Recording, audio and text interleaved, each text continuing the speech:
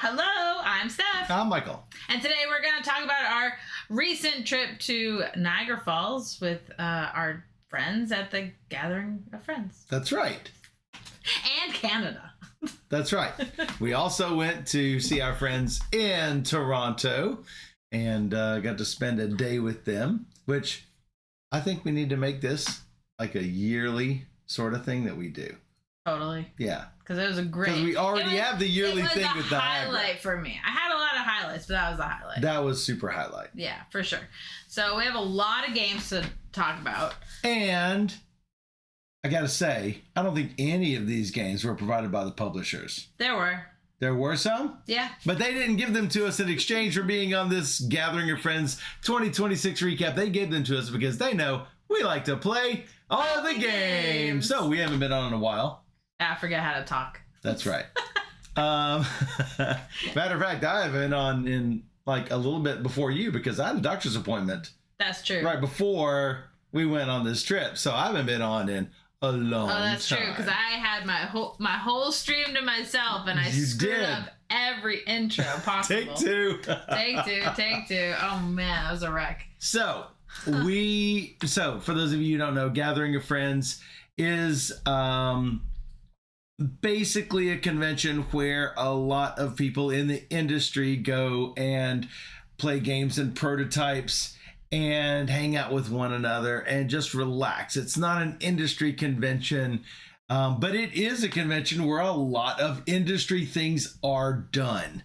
And as a result, it's invite only, and it is super long. For those of you who go to these weekend only conventions or extended 4 and 5 day weekend conventions, imagine a convention 10 days, 2 weekends and the weekend between.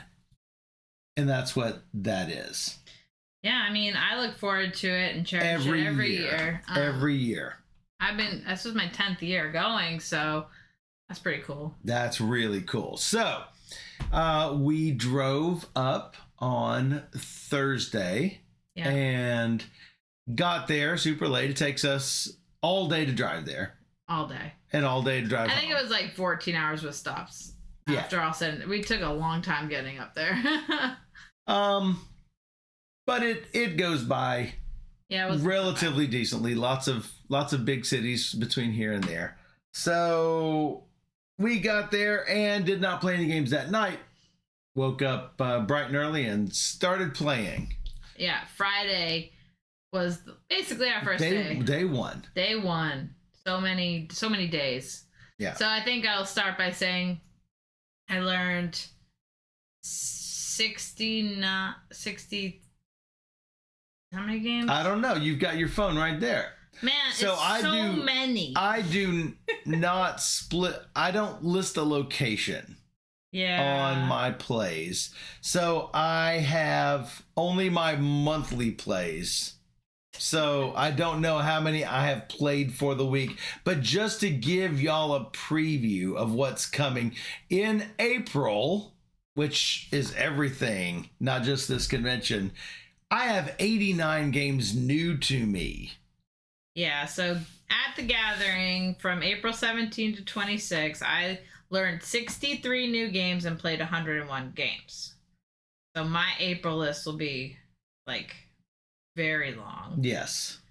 So we're looking at like 90 games for April. So we're going to have to figure that out because Sunday we're going to do our top 10 of April. Wow. I know. So, already. Yeah, I know. The month just flies by when you're gone for half of it. I already know what my number one is. I already know what your number one is.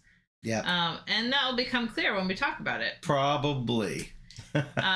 So with that being said, should we just jump into jump right in? I'm ready. Games? Okay, so the first game of the con, I found my friend Brian. And I'm like, Brian, I've never played a game with you. Let's play some games. So we played a game from my bag of Shelf of Opportunity. I brought a huge bag of games, a lot of TrickTakers that need 3+ players. So a lot of So these she games, piled a lot of them into this bag. Yeah, and they're small, so you could fit a lot in the one bag. But so a lot of these games are from my Shelf of Opportunity. And we don't normally get a chance to play these games from this Shelf of Unplayed Opportunities because we've got so many review games to play. So That's right. this was, to me, a luxury, I think. Yeah, to be able to play games that we don't have to review. Yet we still get to share them with you and let you know what we think of them. And I will say, most of these games, like I brought, because I'm like, we can play it and then sell it at the flea market if we don't like it. And it turns out a lot of them I did like. Yeah. So I'm keeping more than we thought. Yeah, 100%. So that was a good problem to have. Yes. So we started with a game called Six Forces, which is a Japanese trick-taking game. Really interesting game. One of my favorites from the con, actually. Starting off, boom, just like that. That's right. And it's interesting because it has two sets of like what do we call it? So like, the first time around the table, you are either going to bid on the number of tricks you are going to take, or the trump the suit that will be trump, but only when you have the lead. Yeah. So then the second time around, you are going to bid the other thing that you did not bid first. So do you do trump? Hey, thanks for subscribing, Scott. Do you do trump first, and then after you know more information, how much you've bid? Or do you do the bid first, not giving up the trump information to everybody else, forcing them to bid, and then you say what your trump will be?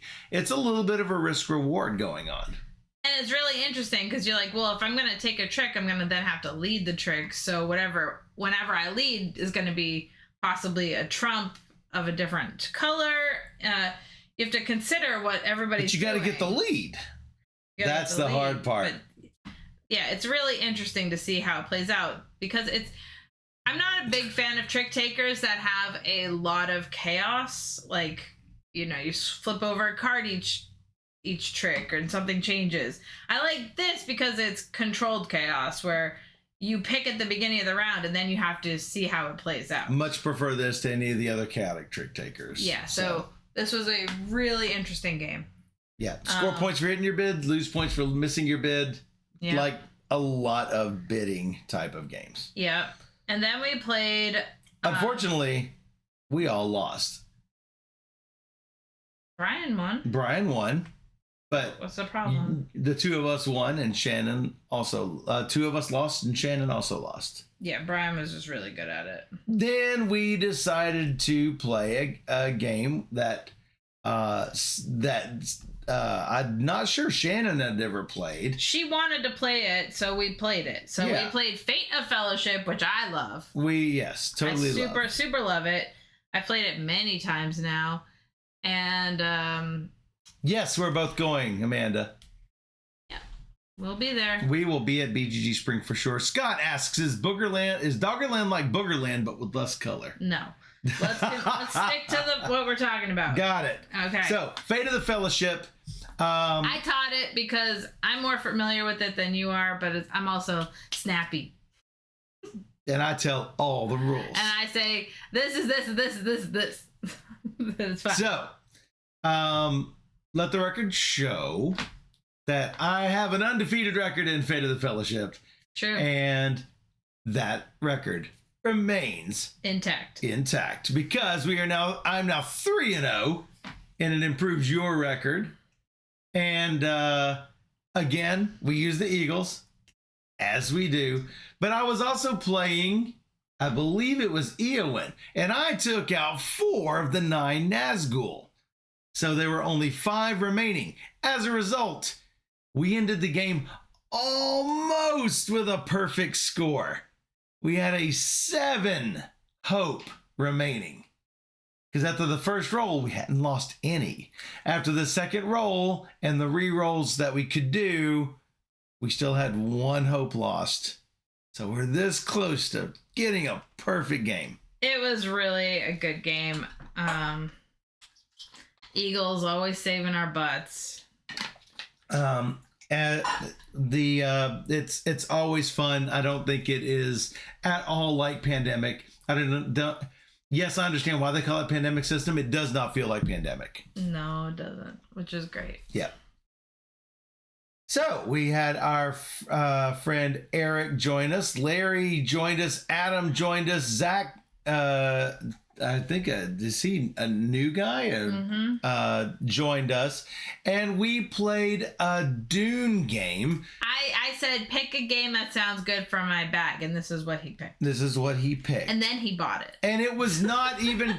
So now it's called Dune the Dice Game. Or Dune the Dice Must Flow. But on the box, it just says the dice must flow. Instead of the spice must flow. Yeah, the dice must flow. It is basically from what I've never played Dune, the board game, but what I understand is it is similar to that, but a dice version of that. I think it's somewhere in between Dune and Dune Express. Not sure because I've never played either of those. So, in this, you are basically using dice and placing. You're placing your guys out on the map based on what gets rolled, and you're moving the sandstorm around one way or the other, and that wipes out troops. You're trying to basically stay alive, align with people that you think will help you later, but they don't have to. You're just trying to get as many cubes on the board as possible, yes, because they're basically gonna die. And try and take control of the different areas. You and Eric made a alliance. That's right. And to win, you either have to have 3 of the territories on your own or 4 in an alliance. They decided to do an alliance because it was a no-brainer. Why would you not? Of course. So I found it really hard to get going or to get anything done. I don't know how you're supposed to play with 2 more people than what we did. It's just you don't get enough turns to do much. Right. It didn't work for me. It did not work for me either. It's just not my type of game. And really, backs really weren't stabbed. Nobody else could get going. Yeah, the thing is, like, my back wasn't even a threat. You can get only so many cubes on the board at a time, and then by the time it's your next turn, you basically have no cubes on the board again, and it's really hard to maintain status. Yeah. That's what happened. But it was fine. We played it. Then we played a game called Dying Message. It's a, is it cooperative or competitive? Competitive. You have to guess how this person died, who the person was, out of the lineup of suspects who did it, based on what the victim is pointing to, and how he was killed. There are 5 cards on the board. I believe it's 5. The number of cards on the board, and I know which one of the cards is my card as the guy that gets killed. And as my last thing to do, I am going to put out from some other cards that are available. I am going to try to use these as drawings to make my last dying message. But in order to do that, I've got to basically, if it was a banker that did it, I want to maybe put out message things that will relate to maybe possibly money, if at all possible, or numbers, things that might look like numbers or money. And then everyone's not looking while you create your message, and then you have everyone look. It's even got a felt piece of blood that you put underneath your head, and you could be pointing at whatever, and they're supposed to decide from that who killed you. You can figure it out. Yeah. I was terrible at it. There's any number of other games I'd rather play in this genre. I agree. It was okay. I'm glad to have played it. It was good to try. And because we're hanging out with Eric, he's of WizKids, we got to play Marvel Remix, The Cosmos. Oh, that's not the next one I have. What do you have? Until Proven Guilty. That's one after that. Do you have Remix of it? Yes, I do. Okay. So you might have flippy floppy. No, you might have flippy floppied. Okay, continue. I might have flippy floppied. So we'll just go with mine because I talked about If it. you enjoy Marvel Remix, and we do, I love Marvel Remix. then you are going to enjoy Marvel Remix the Cosmos. That's all that needs to be said. Yeah, and you can mix them together. Yeah. And just have a really fun game. I love all things Fantasy Realms and Remix and all these games that they're doing. I'm here for it. So I was really happy to play that. And Michael won that. Yes. And then probably before this game, we played Until Proven Guilty, the Starry Sky Necklace. Starry Sky Necklace. Now, I didn't know what kind of game this was because the back of the box is a terrible job. It has nothing to do with what the game is. It's just like accuse and I'm like, it's going to be some sort of negotiation game. Or hidden traitor. I had no idea what type of game this was. So basically... Did not know until we started reading the rules and getting into it. Basically, one player reads the scenario and you're supposed to read the question that goes along with it. You are like an apprentice lawyer trying to solve this case. And then you have to basically enter into, is it app based? No. How do maybe it was maybe it was web based web app. So anyway, you're supposed to enter in the one clue that is going to exonerate your client, and basically solve this mystery. It is a one and done box. And seems a little easy. We only had 2 of them that we sort of had to stumble around and guess. We did max the score at the end. Yeah. It was fine.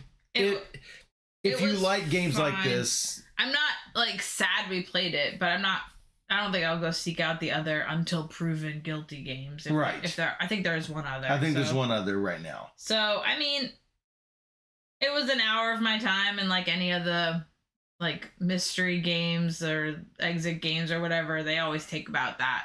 So if you enjoy games like that, it's going to be about like that. Yeah. There's really no puzzles to solve, but really there's just figuring out what's... Oh, look, here's a headline that says this. Oh, wait, here's a clue that says this. Oh, wait, this person said this. Which one of these things is going to exonerate your client?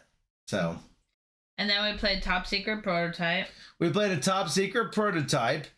It might have actually been my favorite of the month if I could talk about it. Well, that's really good. Maybe by the end of the year I can talk about it. Can we talk about one like it? Nope. Maybe not. Nope. And then? I deadpan.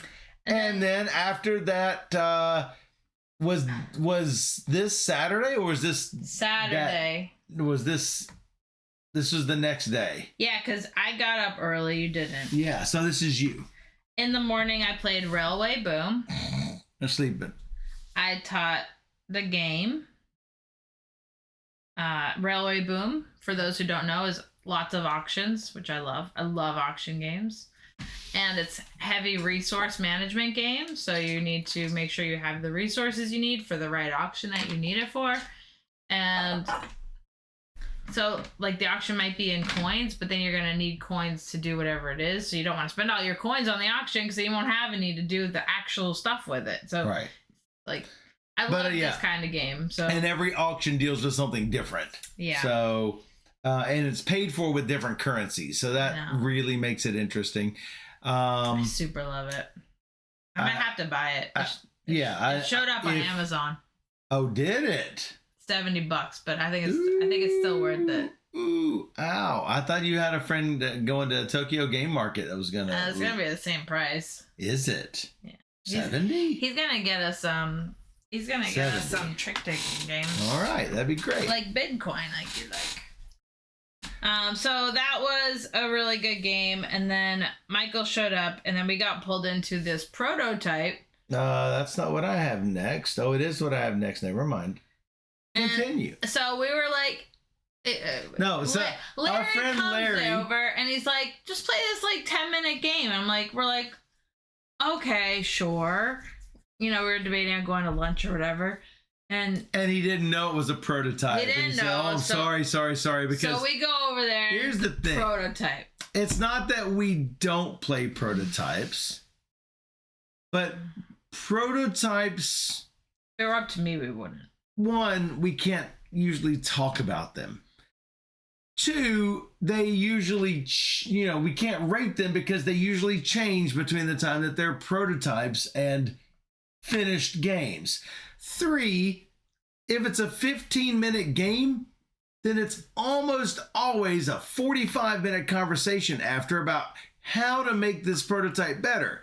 Because you might guess someone like us probably has a lot of advice on how to make a prototype better. Now, we could just say, it sucks and walk away, or it's good and walk away, but that's not good for the designer because that's not what they're wanting. They're wanting prototype feedback. And I don't want to give it. I want to be like, this sucks, I'm walking away. Unfortunately, that doesn't help. Well, so this was like a first pass. This was a test. It was the wicked worst. First pass. It was the worst. It was the worst. So I'm sorry, Evan. Dang. So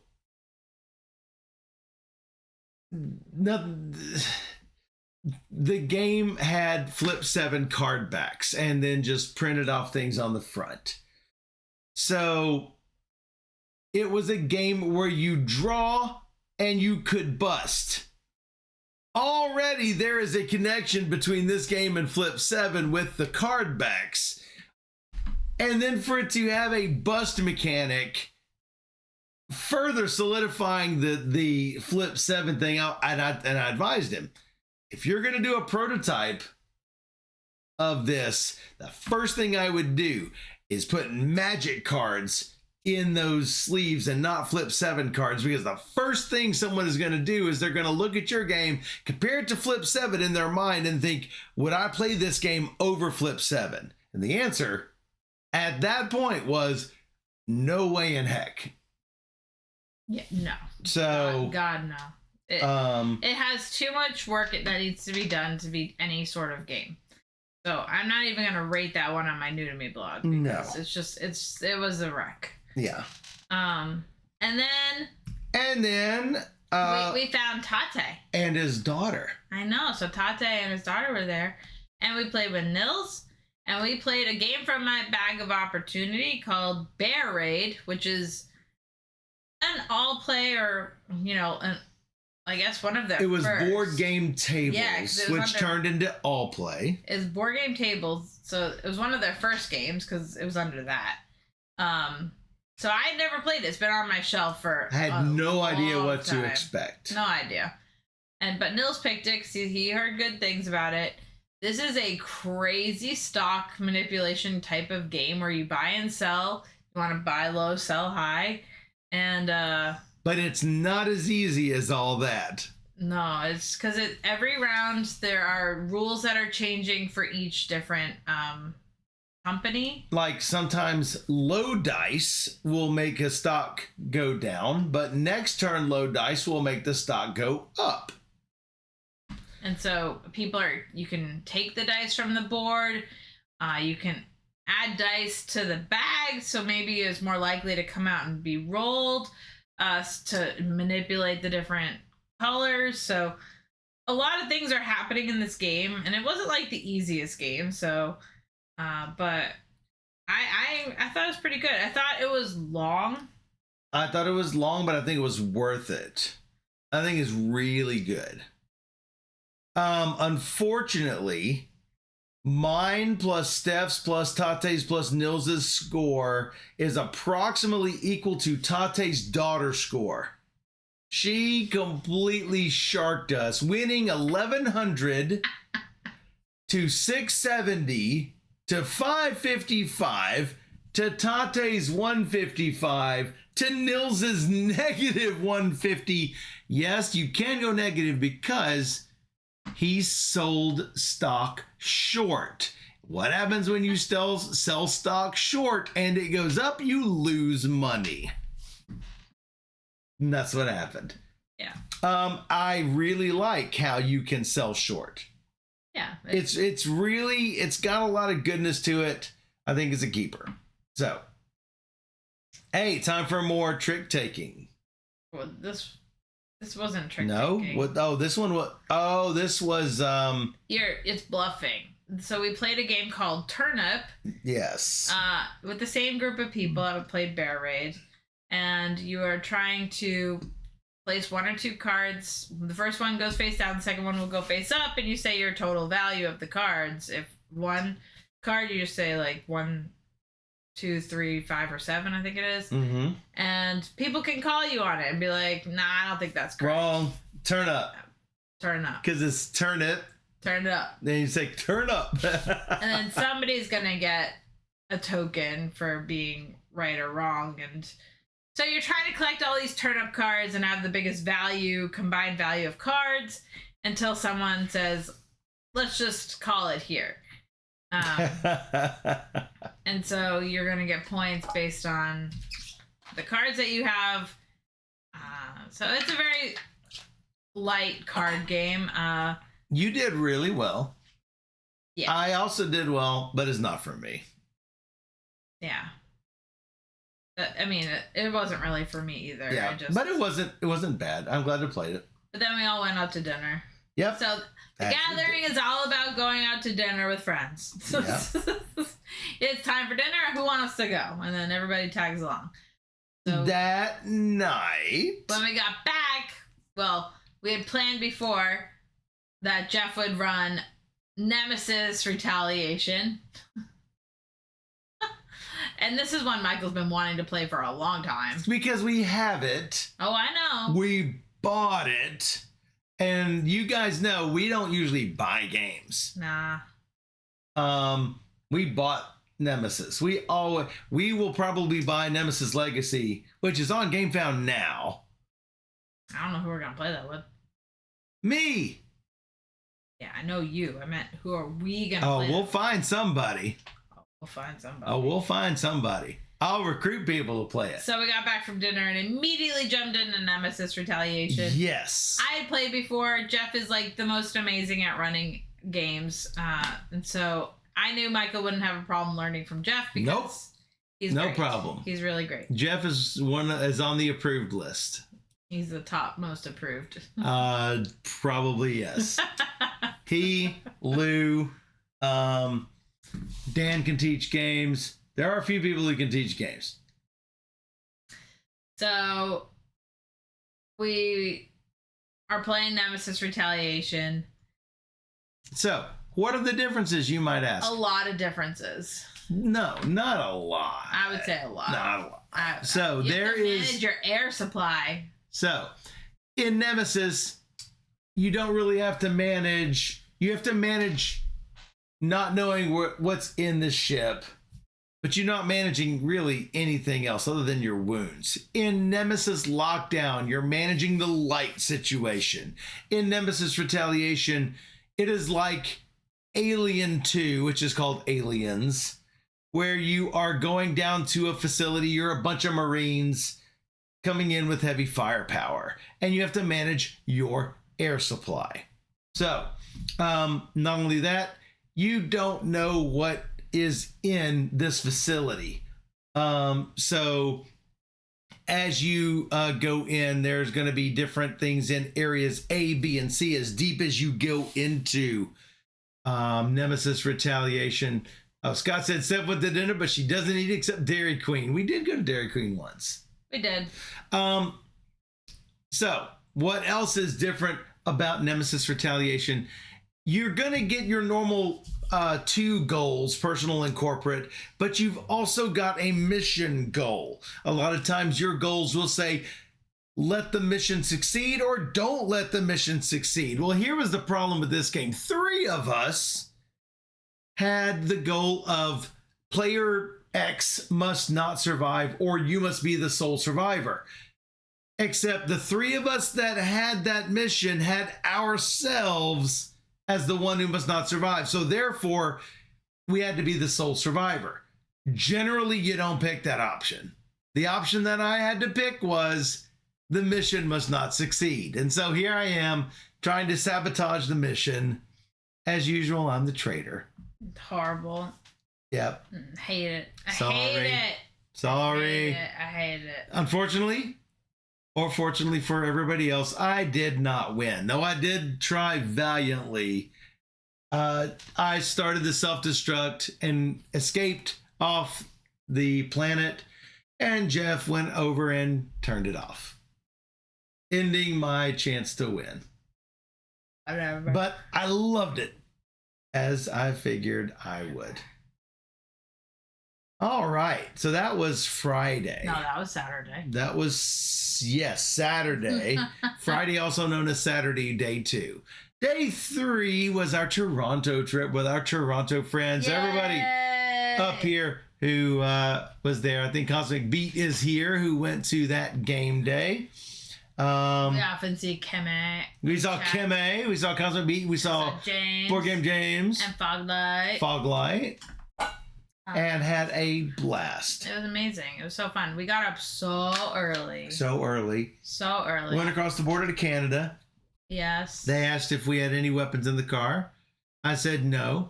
She said, do you have any weapons at home? And I'm thinking to myself, why does it matter if I've got weapons at home? Not here. So, yeah, all your favorite people, Heroic. Heroic says, all my favorite people. Senor Azul also made the trip, of course. And we started off the day playing Taco Loco. Taco Loco.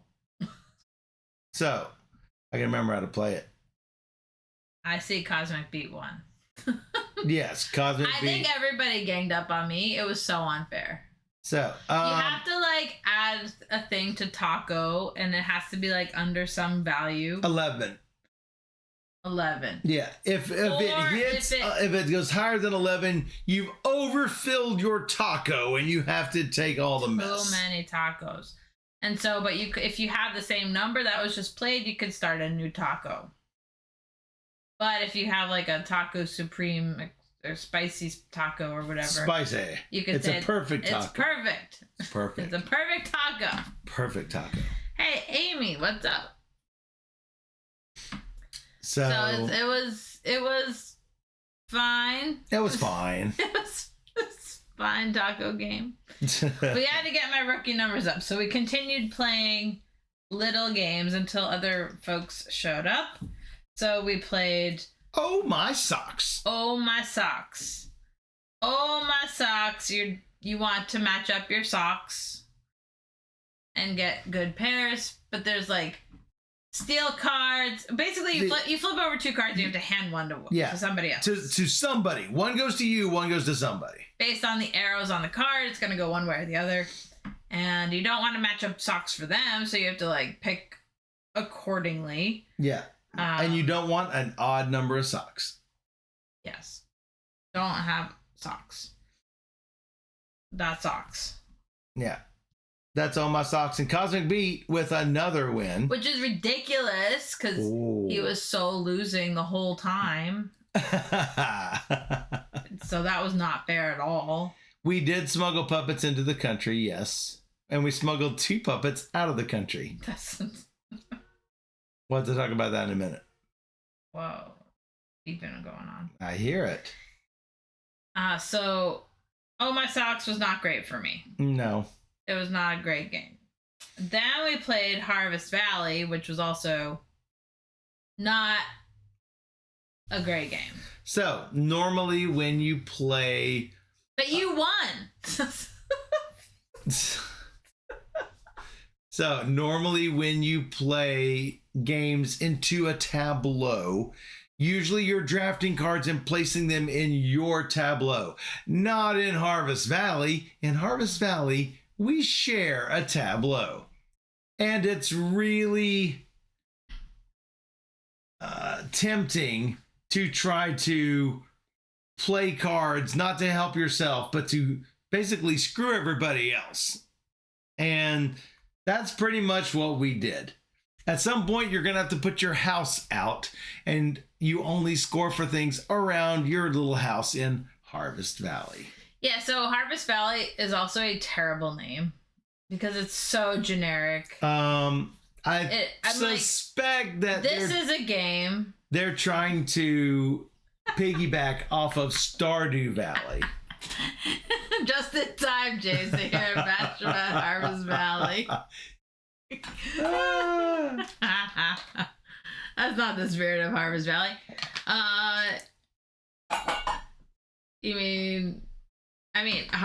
So Harvest Valley just is like not good. No. But we talked about the games already before it. Oh My Socks, not that great. Yeah. Taco Loco, best of the three. So far. Best of those three.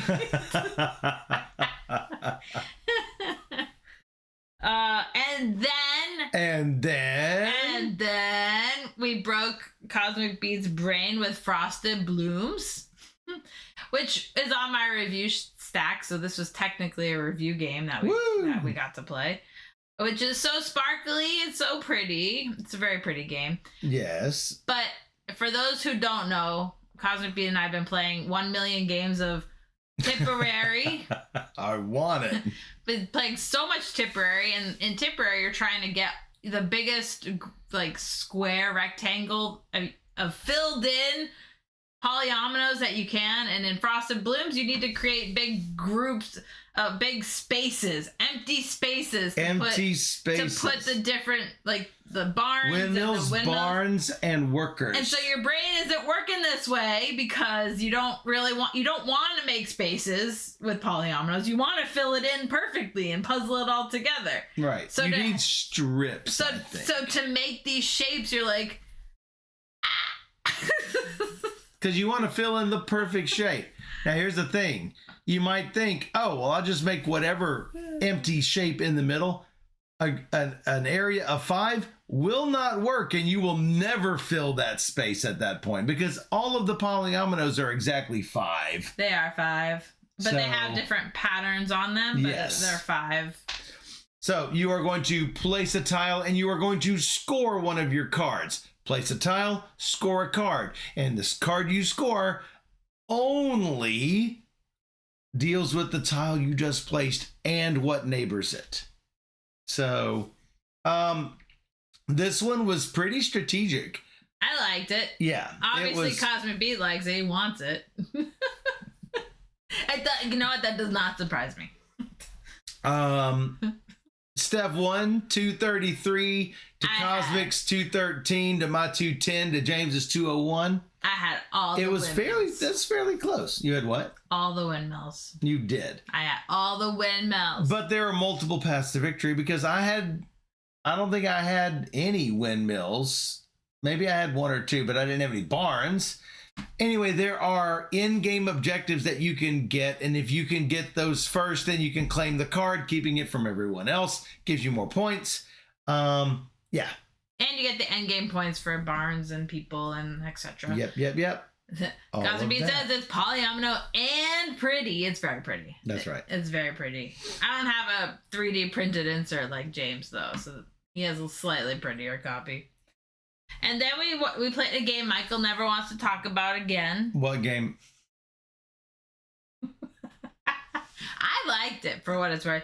We played Pencil Pirates. This is where you have like a ruler, and then you have to draw a line from one island to another island. So there's a pad of island sheets. Yeah, you're starting on a middle island, and you basically draw from one island to the next. And you might hit things and you might not. Well, here's the thing, that those markers are not quite exact. And there was more than one time that I drew something that I thought was off of it and it was on, and vice versa. I thought it was on, but it was off.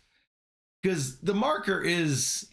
Well, we were also using nut markers that came with the game, so you maybe use now you tell me. Maybe you need to use a fine pencil tip. something. And then you pass your sheet. Anyway, it was a game. I definitely liked it more than that. But Steph scored 106. Cosmic Beat scored 80. I scored 41, but I was not in last. James got 30 and probably also does not want to see that game again. He liked it. He suggested it. I love it, he says.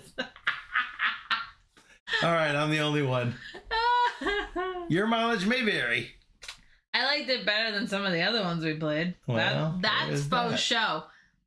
And then we played a game called Rolly, which is a push your luck game, and obviously I lose. Yep. I'm like, it's kind of painful if you bust. Yep. And I always bust, so perhaps it's just not for me. So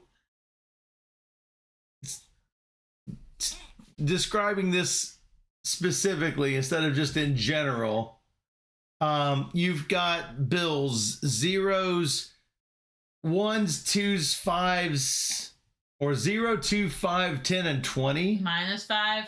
And a -5. That's I don't right. think there's 20s. Anyway, something like that. Anyway. Yeah, and of course, the -5. Roll 2 dice. You're going to take one of those 2 bills, and you can either, or instead of taking bills, you can stop and bank everything. And you're trying to get the most of a type of bill. You're going to score for your bills that you collect. You're going to score for your majorities. And the score for the majorities for the -5s can really, I mean, it's like 100 points or 70 points for like getting the most or second most or third most -5s. You can end up getting a profit just by taking those -5s. But you have to make sure to leave. To get out before you bust. But the thing is, like, I got out and then everybody kept going for like 10 more rolls, and I'm like, well, I'm dead in the water. That's what happens. So perhaps not my favorite push your luck game. So we played an old favorite with Foglight and Kime. That's true. You guys ditched us. No, Cosmic Beat didn't ditch us. Oh, okay. Matter of fact, Cosmic Beat played. Oh, good. So, and designer Chris Chung joined us, and so we played Don't Mess with Cthulhu Deluxe. And we didn't play with any special expansions or anything. We taught everyone how to play, and the cultists went down in flames because we found all the other signs. They were really guilty. Ta-da! They were really guilty. Yes. Oh, James was picking up lunch and walking the doggo. Makes sense. And Bo is a good boy. He's a good boy. He's a good boy. Oh, Beat forgot to put it in VG stats. You won. Yeah. You won, and Kemme, and Michael, and Foglight, and me. And Daniel, and Chris, and Aaron are losers. The cultists. They're losers. And that's all you gotta do. And then we played Fantasy Realms Greek Legends. Because Kemme brought it, and we're like, we have 1 million people, let's just play. Yeah, and so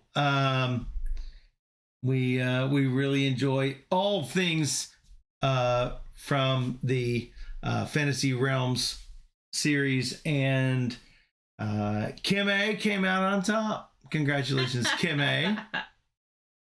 Yeah. Send you a link in Discord. I'm gonna do it. Yeah, but you don't put last names. I don't. You'll have to make it up.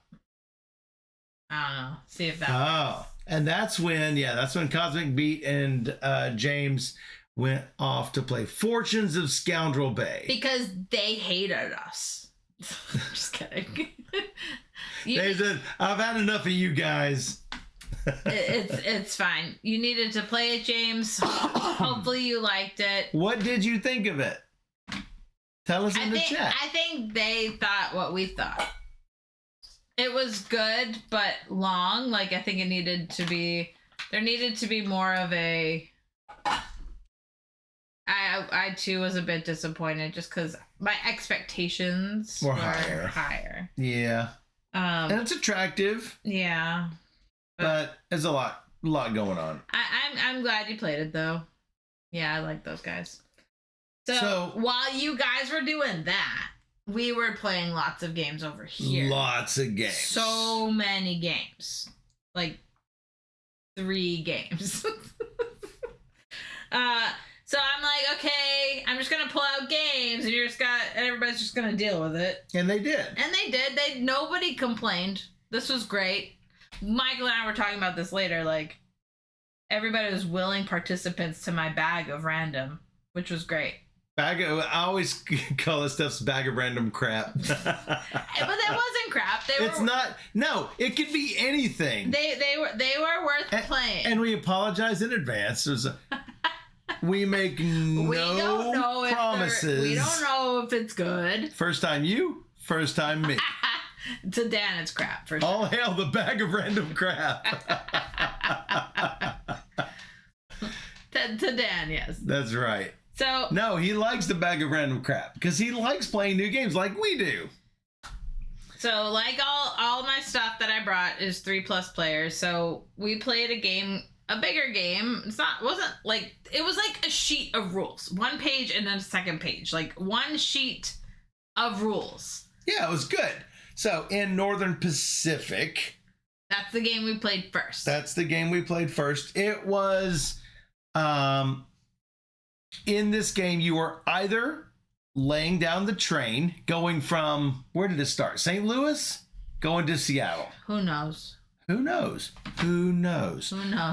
Anyway, St. Louis to Seattle, either you're laying down the train or you're laying one of your cubes. Here's the thing, you lay a cube and the train might not go that way. If it does go that way, you're going to take your cube, you're going to take an additional cube, you're going to put it back in your group. If the train doesn't go through that city, that cube stays right there on the board. And basically you just lose points for it. So,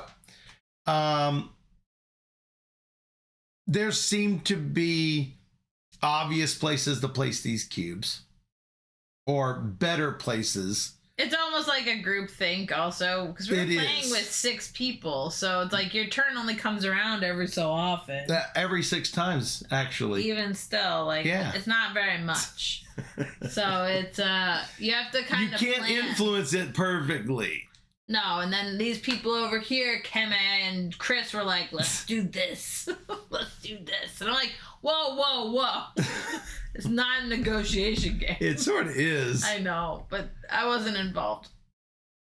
But you can have a maximum of 4 cubes in a city. There's also a big cube, and if your biggie cube ends up with the train going through it, you get the biggie cube and 2 more cubes. At the end of each round, you're going to go up based on the number of cubes you have and the number of cubes you don't have on the board. And you're going to lather, rinse, and repeat 3 times, basically the same thing every time. I went out to a roaring lead and sort of coasted in, almost lost the victory, but did not, despite so when you have a lead, nobody goes through your city anymore. And you have to find devious ways of picking up points, raking and scraping where you can. I ended up winning 20 to 19 to 19 to 18 to 14 to 11. So, poor Chris. Nobody loved his cities.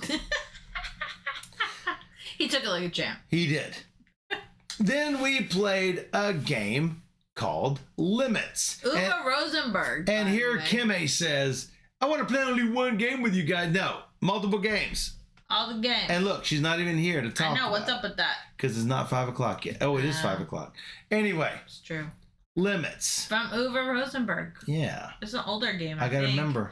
But. Because we played a lot. Oh, it's her nap time. You have a hand of cards, and you have to play one to the pile. It's almost like almost a bluffing game where you can call someone's bluff, but you have to wait till your turn to do it. And I'm like 3 turns back. I'm like, I think you are wrong. And then you have to like go back and try. But it's like Mamma Mia-ish. No, not Mamma Mia. No, it's like no. Well, no, you have to like if... All right, so you did not describe the main part. It's where there's going to be a card turned up in the middle, and that's the limit for each color that can be played. So the card that's turned up might say you can have 5 greens, you can have 3 reds, you can have 2 blues, you can have X, which is any number of yellows. Everyone else is going to put one of their cards in front of them, and that no one knows what that is. That's the little secret sauce. So once Steph thinks that someone has gone over this limit, which is why it's called limits, then you go through to see if you have enough in the stack, sort of Mamma Mia style, but not really. But it's where you got to remember what's in the stack, and everyone turns over their one extra card, and that's added to that limit.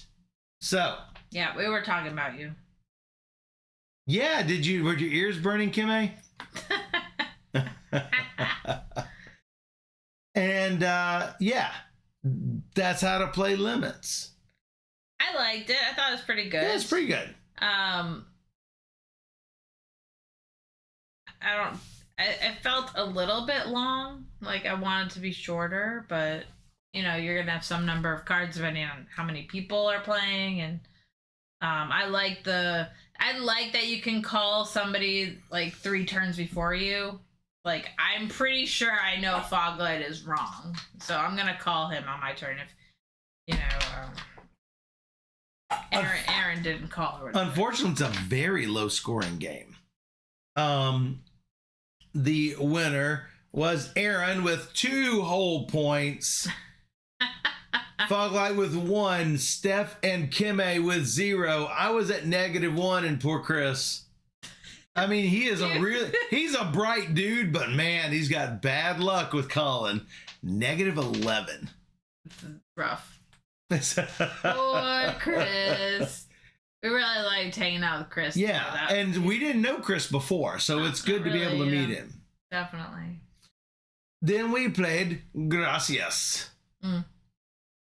So. And this is a game where you have to take a stack of cards and then keep one and then give one to somebody else. And Michael says, Gracias. So there's 2 face up and 1 face down in that group that you take. So, and you keep 1 hidden and 1 visible card. And then the second visible card is given to the other player. So the hidden card, then you just keep that one, because you don't want people to know what you've got, because whoever has the most of a color is gonna go bust. If multiple are tied for that color, they all go bust. Yeah. So ultimately, I want her to have 4 cards of a color and me to only have 3. Yeah, but 4 is like always going to be bad. So 4 is always bad. You never want 4. You either want 3 or 5 and hope someone has 4. So 5 is a perfect set. Here's the problem. 5 reduces down to 1 stack, and 1 stack gives you 1 point. Otherwise, every card gives you 1 full point. So 3 cards is 3 points. Unless you have the 5 most. cards is 1 point. Yeah, unless you have the most, and that's the risk. Kim says, this was probably my favorite game we played. That's awesome. I can see that there's some fun little strategy decisions to be made. It was cute. I liked it. Yeah, but your plans can instantly be destroyed with those face down cards, because you got no control over that. You can't pass them off. You're gonna accidentally collect them. It's gonna happen. It'll probably influence how you draft your next cards. For sure. Steph was the big winner. I was 2 points behind. Gracias. And everyone else fell in behind that. And then we had to go 24, 22, 21, 20, 20, and 15.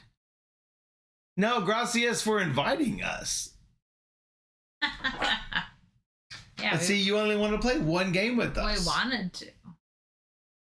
So I think that's when you guys left, and we played Tipperary. Then we played Tipperary. This is my first time playing Tipperary.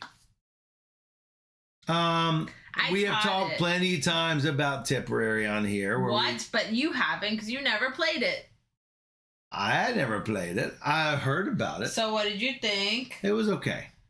Not for Michael. No, I didn't say that. It was fine.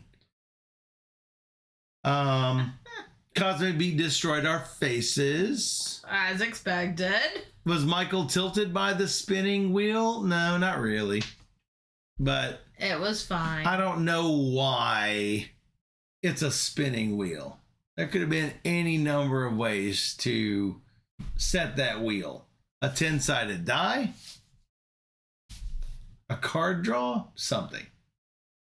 Doesn't matter. It's fine. I could not get the tiles I wanted. Steph said, if you play this, hey, Shadow, thanks for subscribing. Hey, where Shadow. You been, man? Yeah, good to see you. So, Steph said, if you place this field right here, across from your little house, you could connect them up and score them all. I'm like, oh, that's a great idea. I never got even one tile that fit there. It wasn't my fault. It was Beat's fault. Sure. He just likes to win. Look. It was good advice. You're just heckin' unlucky. Exactly. Yeah, retirement can be busy, Shano. 55 months. We've been streaming a while. All right. Long time. Yeah. I didn't hate it at all. I thought it was fine. Them's the breaks. So, them's the breaks. And then we played a game called Underground Labyrinth and 5 Tribes. It's not 5 Tribes and Underground Labyrinth. It's one game called Underground Labyrinth and 5 Tribes. I really like this one.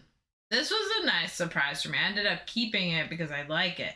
Oh, our copy was Voltreffer? No, ours was Underground Labyrinth and 5 Tribes. We have the Japanese edition of it. That's what it is. But it is an older title. This is where you basically have to buy your hand of cards and then play a round of trick taking. Ultimately, you're going to want to meld cards for points so people know what you have, but they already kind of know because they see what you bought. But you're trying to hit a very specific point range. Between 60 and 70. Specifically 66. To win the game. And you could easily go over, and then Michael would have to wrap around and go all the way back to 41. Why you say Michael? Because you are getting all the points. So Michael could have easily got one more point and then gone over. Yeah, and that wrap around to 30 or 40, I think it was. To me, it was just okay. I liked it. And I won, so... You did win. I like buying my cards. So a lot of people say, oh, you lost that game. You probably hated it. That's usually not how it goes. So it was fine. And then we end... Did we end the day? Is this the end of the day? With Bullseye. It was a sad ending. We never wanted to leave. No, we never wanted to leave. We never wanted to leave. And James was like, get out. Dan says, I haven't heard anyone mention Voltra for this century. But why were you tired? It wasn't even 10. What cubes? Your northern Pacific cubes? Yeah, we talked about the cubes. We talked about cubes. We did talk about cubes. And how you were with Chris, you're like, what should we do next? Hey, Chris. Chris, what are we doing next? That's what you were saying. Yeah. So, we played Bullseye, and the first one was for Steph, and it was countries. I'm like... I hate it. I'm like, it's going to be so easy. It's going to be Canada. And then it didn't make sense. So, the first clue included something perfect from Beat. Yeah, Michael gave you lots of praise on the ride home, Beat. It was the perfect clue. It was O. And that was the word. And we're like, Steph? And she's like, it doesn't make sense. UK.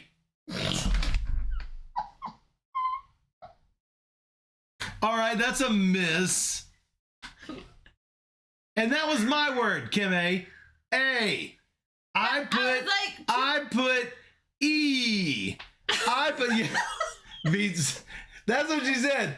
Oh, the O looks like the symbol for the underground. Let's say the UK. I don't know how you connected those points together, but it did not connect. It did in my head. But it's like E. Okay, English, because they're English. Yes. It made sense. I put English. E for EH. And I'm like, next turn, it would have been EH what is line. E for Canada? It did not make any sense. A? It didn't make any sense. Nothing. But the O is perfect. Oh, Canada. And I'm like... And she's like, isn't that OH? I thought it was OH. I 100% thought it was OH.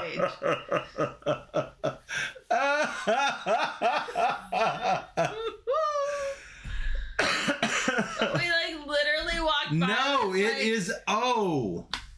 It is not OH, James.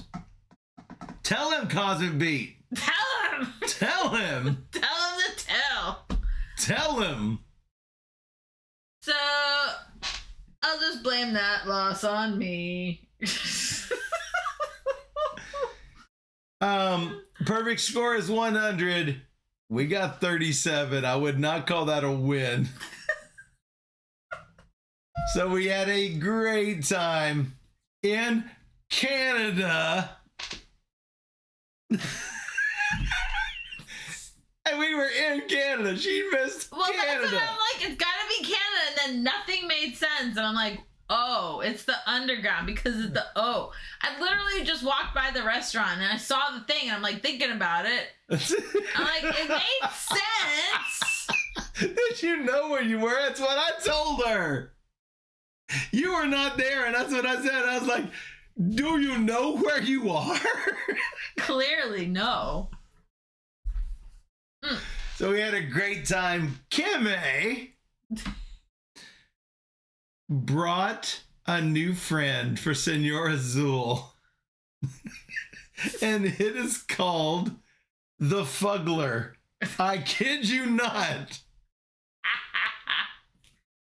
So, you all know what Senor Azul looks like. For those of you who don't, he'll probably make an appearance in a second. Here is Baby Fuggler.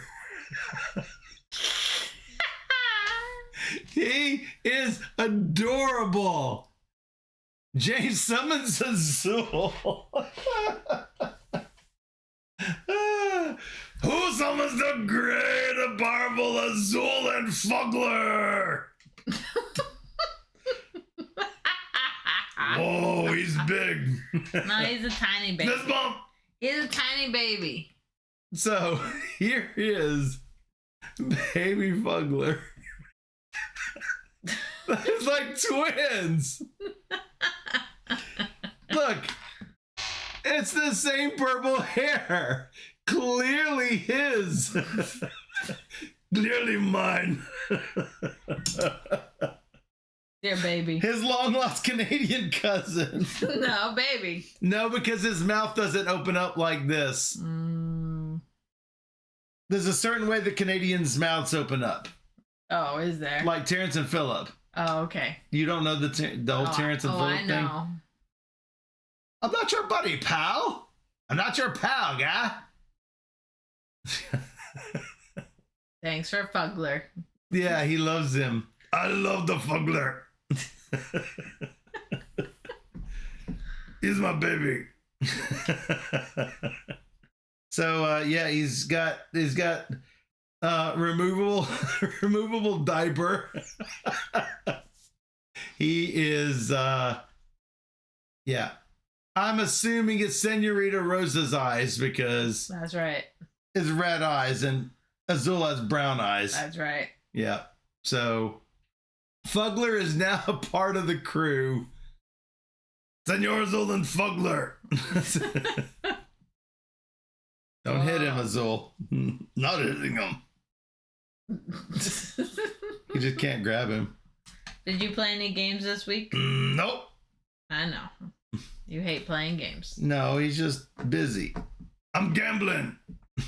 Whoa. Get up. All right, so the next game we played, bye Zul. No, well, bye. We took Foglight home. Oh yeah, we took Foglight home. That was cool. And then we went back across the border, and they did not hassle us. And then we cried for days about the puppet because we missed all of our friends in Canada. Yeah, we miss you guys. And we wanted to take you all with us. Yeah. I thought it was now lore that she doesn't know anything about Canada. Yes. So, we woke up on Monday. Did you play anything before I woke up? Maybe. I don't know. My first game was Fine Line. Nobody knows. Nobody knows. Let's look. Nope, that was the first game. Oh, yeah, because we got in right around, we could probably got in earlier than we thought we would. We got in around midnight. Yeah, because we were expecting to stay till 11. But we didn't. We did get pizza and ice cream. That's right. It's all about ice cream. And Canadian funds. That's right. But we got home and we slept, and then we played Fine Line. That's right. From Steph's Bag of Crap. Not bag of crap. I'm sorry. Yeah, we got pizza and ice cream and friendship bars. That's right. We got friendship bars too. And this another trick-taking game. A weird game. It's weird. It's a weird game. It's weird. So weird. So there's a pizza track. You start on the 7. You can go as high as 14 and down to 0, which made me think of acids and bases, not pizzas. But whatever. What do I know? If you're going to bid and you are going to earn points based on how close your card is to the hidden bid. So one card is for the bid. One card is for how much you get for that card's category. If you're trying to get pizza, then you want to get a certain level over or under the 7 to get on the pizza line. Otherwise, you're trying to get to the ramen line or the barbecue line or all the weird. So how do you move above or below the 7? Miss your bid by that much, either over or under, to move off that 7 line. Otherwise, you're going to score points for the 7. It's a little weird. You don't have a lot of control over the score. You really don't have a ton of control over. No. The weird part is winning a trick with pills in it. Oh, I forgot about that. And then your pills are going to kill your card. You need 2 pills in different colors. Yeah, but when you win a trick, you're going to take the cards in that trick, but only of the suit that the highest one in the trick of that color, you take those. But let's say Steph played offsuit. She's going to get that card. Is that game or a different game? Anyway, regardless, you're going to place the card you want in a line. If there is a medicine, you have to put it in the line. Here's the catch. 2 medicines of different colors will digest everything in between the 2 medicines. That's the only way you can digest these cards. Whatever's left is how many tricks you took. How many cards you took. Sorry. Yeah. It was very weird. This is like, this is the way I think of Japanese trick-taking games, because they're weird. This is one of those weird games. It's just weird. It's weird. It's weird. It's super weird. Yeah. It's like, oh, we can consume cards, but you don't have to consume cards, but you do if you accidentally take pills of the wrong color. You don't need pills to digest. It's just the theme is off a little bit. Yeah, I don't quite get it. I suspect this originally started off as a pH sort of thing because it's from 0 to 14. Yeah, probably. I think that's what it originally was, and that you would digest based on the acidity of whatever, and that's how the digestion got in there. And then they sort of readjusted the theme to fit, and it just doesn't work for me. Yep. And then we played a roll and write called the Peach Festival. Yeah. That was pretty good. Me, you, and Kathleen. Yeah. You have to fill in your columns by collecting, like, someone's going to roll the dice and you're going to take one of the available types that were rolled. You might roll 3 blues or 2 reds, or you take 2 reds or something. Then you have to mark your red column with a 2. And then as you are writing your numbers, it has to be equal to or higher than. So the higher you write, if I write a 4. 0, 0, 0, 1, 1, 2. But then you can't write below 2, 2, 3 till you get to the bottom. Yeah. And hey, Dave. Hey, Bonds. So you're trying to fill in your grid with high value numbers because it's basically going to be multipliers for you at the end of the game. So you want to do that. But you're trying to get all these like bonuses along the way. It's very high bonus game, roll and write. So as you mark things off, you might unlock something else that might unlock something else, and then you get a free thing, so you get your free card, and so lots of combo-y bonuses. So I thought I had you. I didn't. I was doing well. You did it. You did. You beat the both of us. I did well. Yep. Good job, me. Oh, this is not bad. Yep. Then we picked up Dan. And he wanted me to bring a game, so we played the one that I brought, called Nervos. Nervos. It's like nervous without the U. Yeah, Nervos. Nervos. This is a real-time polyomino puzzly game where you have to fill in the grid with 3 of the 4 blocks in your mind and then say, I did it. And then you have like 5 seconds to fill it in. Someone said it combines elements of Ubongo and Ghost Blitz. Sure. Not much game design here. It's very, very, very basic. I think that the game design came in being able to actually use these polyomino shapes with these cards. That was where all of the game design was. Could you make this shape with these shapes? And they did a good job with that, but other than that, it was fairly lazy design. But I was bad at it. Dan was bad at it. You ruled at it. I did all right. 4 to 1 to 1. Then Dan wanted to play his new game called Ubongo Flex. Interestingly enough, a game like Ubongo, then Ubongo Flex. Well, yeah. Yes. Sounds accurate. This, for those who know Ubongo, you're trying to put the polyomino shapes in the grid. So you call it Ubongo. I call it Ubongo. I say Ubongo. I don't know who's right. Don't know. But, okay, so it's what do you think in the chat? If you know Ubongo, you just do that. It's not much different. Weebongo. Weebongo. That's O-U-I, though. Weebongo. Weebongo. So with this flex game, you're basically making your own platform, if you will, that you need to fill in with the pieces that were given to you. So you're going to have to take a certain number of pieces, make your own platform with these pieces, and then fill in with these random pieces from the bag. So my pieces will be different from Michael's pieces, but we all have the same base pieces that you can use to make Again, it happen. I think being able to make all those shapes with any random piece you could bring from the bag, I think is awesome that they could do that. Yeah, I don't. To me, it doesn't really feel balanced because you're gonna get different pieces than me, and yours might just be easier. Yeah. So I don't know how you balance something like that. No idea. I won, but I As far It was closer. As far as Ubongo games go, it's not my favorite. Or Ubongo games.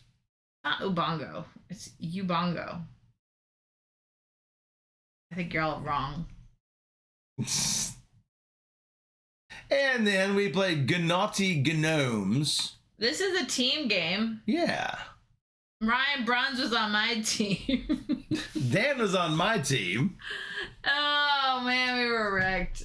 So, in Gnaughty Gnomes, you want to... let me see if I can remember here. You need to... Like, you want to be high and low in the trick. And if you're high and low... If you're high, you get first pick of where you're putting your cube. On a hex grid. On the outside. Yeah, so you're trying to collect mushrooms, as gnomes do. Mushroom. Badger. So, as soon as you place a token, you're going to score for area majority. Well, if your opponents don't ever place on a hex, you're never going to have area majority because there's not another group that's going to fight you for that majority. So no fight, they count that as no majority. So you have to actually have something like a 2-on-1, 3-on-1, 4-on-1 for it to score as a majority. So you're going to get points for those, and yeah, it's fine. I am not big on area control. It was different. It was different as... It was not my favorite. Yeah. But it was different, so glad to have tried it. Yep. And then we played a game that was rejected from BGG because of, I guess, infringement on photos. Something like that. I have no idea. But we played Jewelry Coordination. Not found on BGG. Because photos. And not great. No. Not a great game. On your turn. Safely skip it. Yeah. On your turn, you're going to be drafting. You're going to be playing cards, and the winner of the trick gets a couple of the jewels, and another one gets another jewel, another one gets another jewel. But also, the cards also have powers of some sort where you can trade one of your jewels with another one. And after each trick is played, you're also going to have a round of placing your jewels on the jewelry that you have played. The cards you played go into the jewelry that you're crafting. And if you craft the jewels, cool. If you don't craft the jewels, bad things. Bad. Pass your cards around and try to create different things and sets of things and different jewels. I won, but no, it wasn't for me. It was. Did you win? I think we occasionally there are games where we all lose despite the score. Matter of fact, more than occasionally. Our Nashville James. It's on the regular. Nashville James has a player that he doesn't put everybody loses. He puts like no winner and adds that as a player. Says that player wins. Just so we can look, what games did nobody wins? What game did they win? So I know to always avoid these games in the future. That's hilarious. So that's a pro tip. Pro tip. Do that if you don't ever want to play certain games again. Then we played a tiny box game called Jazz. This is a co-op game where, depending on the instrument you are, you have specific rules that you need to meet when you play a card. And everybody's going to play simultaneous cards to their instrument. Well, you're gonna have a rule first. Like, section A is going to play. So then, of my saxophone, I'm going to look for. I have to beat the bass player. You have to have whatever. Or higher than the drums. Or drums can only be an even number. Here's the thing. Something like this. I may not have those cards.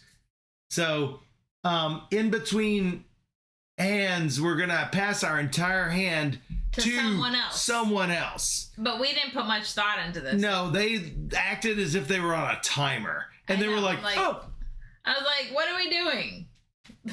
I would like to actually play this with people who cared about it. I think it might turn out to be a better game. But I get it. Like, not for everybody. A terrible score is 0. A perfect score is 15. We got 4. I would say it's not my fault. Again, I'm looking at the score chart and I'm like, the best we can get is that they don't ask us to come back. And yeah, that's what happened. Then we played another TrickTaker, shocker, called Rewind. This. One, I love the 90s artwork, first of all. It's like so like 90s. And I love it. I think it's fantastic. 2, it's from my friend. It's by my friend Chris Ray. He designed this one, and who was also there. He was also there. So I was looking forward to trying this. Once we got going and we learned what the rules were, I'm like, this is awesome. This is so my type of thing. So in the game, I actually played it last night with 3 people, and it's not as good with 3. You want 4 people. Oh, really? Yeah, just because it's harder, right? Yeah. So you're gonna get dealt a hand of cards, and then you're gonna play a normal trick taking, where the blue color is trump, and so you have to follow the cassette suit. The cassette suit. So I gotta say real quick, our set did not. You don't need to use the fold out paper tracker. This had a 3D printed tracker that is fantastic. It was fantastic. It is fantastic. Yeah. So I'm lucky to have that. But otherwise you're gonna have just paper where you put cubes. So like, let's say 4 of us are playing, Dan, Michael, Ryan, and Steph, and Dan got first place. He'd put his cube in the first place position. Michael had the second highest card. Michael goes, and then Ryan had the third most, and then I had the worst card, so I go last. And so we do that over 13 tricks or 14, however many tricks. That's right. And then but as you are playing your cards, you keep your card to the side. Now the last trick of the hand, whoever loses is going to start the next hand or the next round, and then from there you're going to pick up all your cards. Pick up all your cards, and you work your way backwards on this track where all the cubes are. So trick 13 or whatever the last trick was, that's trick 1 of the second hand. You're trying to hit your exact cube position.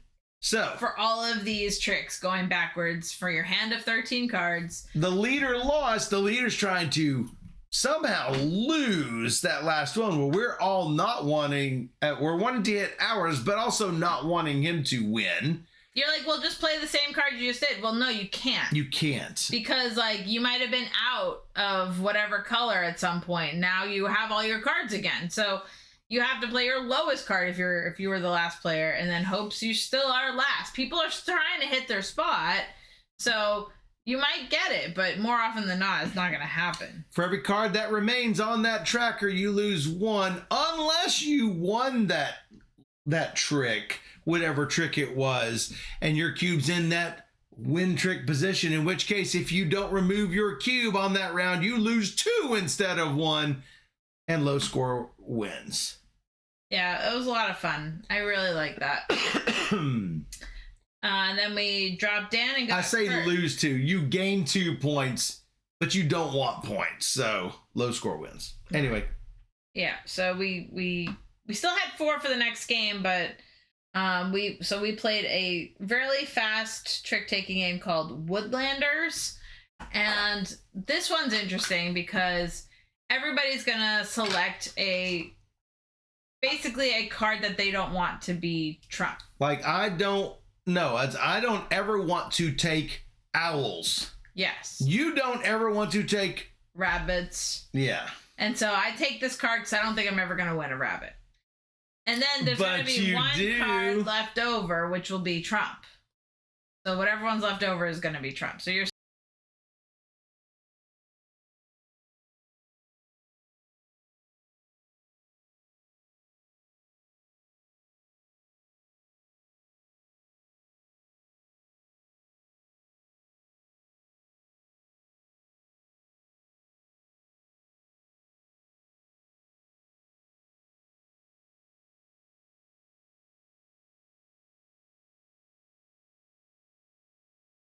maybe better. Thanks, everyone. That happens from... that hasn't happened in a long time. I know that. So, I wasn't. in Woodlanders, not sure how much of it you heard, but we're going to select one suit that's called the pain suit that we don't want to take. If I don't think I'm going to take any foxes, I'll take fox. Well, here's the thing. If Steph is trying to slough and she sloughs a fox and I win it, I get only the foxes in that trick. If there are no foxes, I will get all of the other cards. Good cards are worth a point, and bad cards are worth -1 point, I think. Yeah, 1 point per card, -1 per painful card. And yeah, James says no fox given. So that was interesting. I liked it. I kept it. Because one, it's a tiny box, and two, because it's interesting. Yeah. We played a bunch of good ones. So. And we played that one with Kurt Covert from Smirk and Dagger and your friend Ryan. Our friend Ryan. And then we played a game with a whole bunch of people we can't talk about. It was the same game we played before. I can't talk about that. We can't talk about. And then we played a game of that with another game that we could talk about that we won't talk about because then you figure out what that is. And we played an epic version of that. Because David Turksey's like, well, what if we did this and this? You guys probably know David Turksey. He gets these weird ideas from time to time, and he's like, what if we put these two together? And then we do it. And then so we played like that, and it was epic. So we called it Epic, the game name. No, he just has a low voice. He wasn't wearing a ridiculous suit. Last time, I don't remember what he was wearing, but at Gen Con, he was just wearing his normal stuff. He had an awesome shirt that says designed by David Turksey or something. I don't remember what it was, but it was something pretty funny. Yeah, so it was epic, and we enjoyed it. And then I went off and played a game on my own. You went and played a game, and I played a game. Yeah, what did you play? I played a game of Ada's Dream from Alley Cat Games. And then, what did you think? I stumbled on it because Shrey was there teaching, and I'm like, can I join? Ooh. And I basically invited myself to the table. I'm like, I'm going to play this with you. So sorry. It was pretty good. I felt it was a little constraining. I wanted to love it, and I didn't love it. I thought it was good. You said pretty good. Pretty good, I think, is above good. Pretty good. It would be on the line. Okay, good. The line of keeping. I would definitely want to play it again. But it's one of those games where you want to do everything you can't, and you really can't. Like, you really can't do it. You never want to give players everything they want, but there is a line of too constraining, so... Yeah, and I felt that was like, you're gonna lose points if you don't put in all the gears on your board. And there's no way you're gonna get all the gears done. So, like, you have to, like, just accept your fate of getting minus points, because you just can't do it. It's, I don't know. There's no, like, moment of, I got the thing done I wanted to do.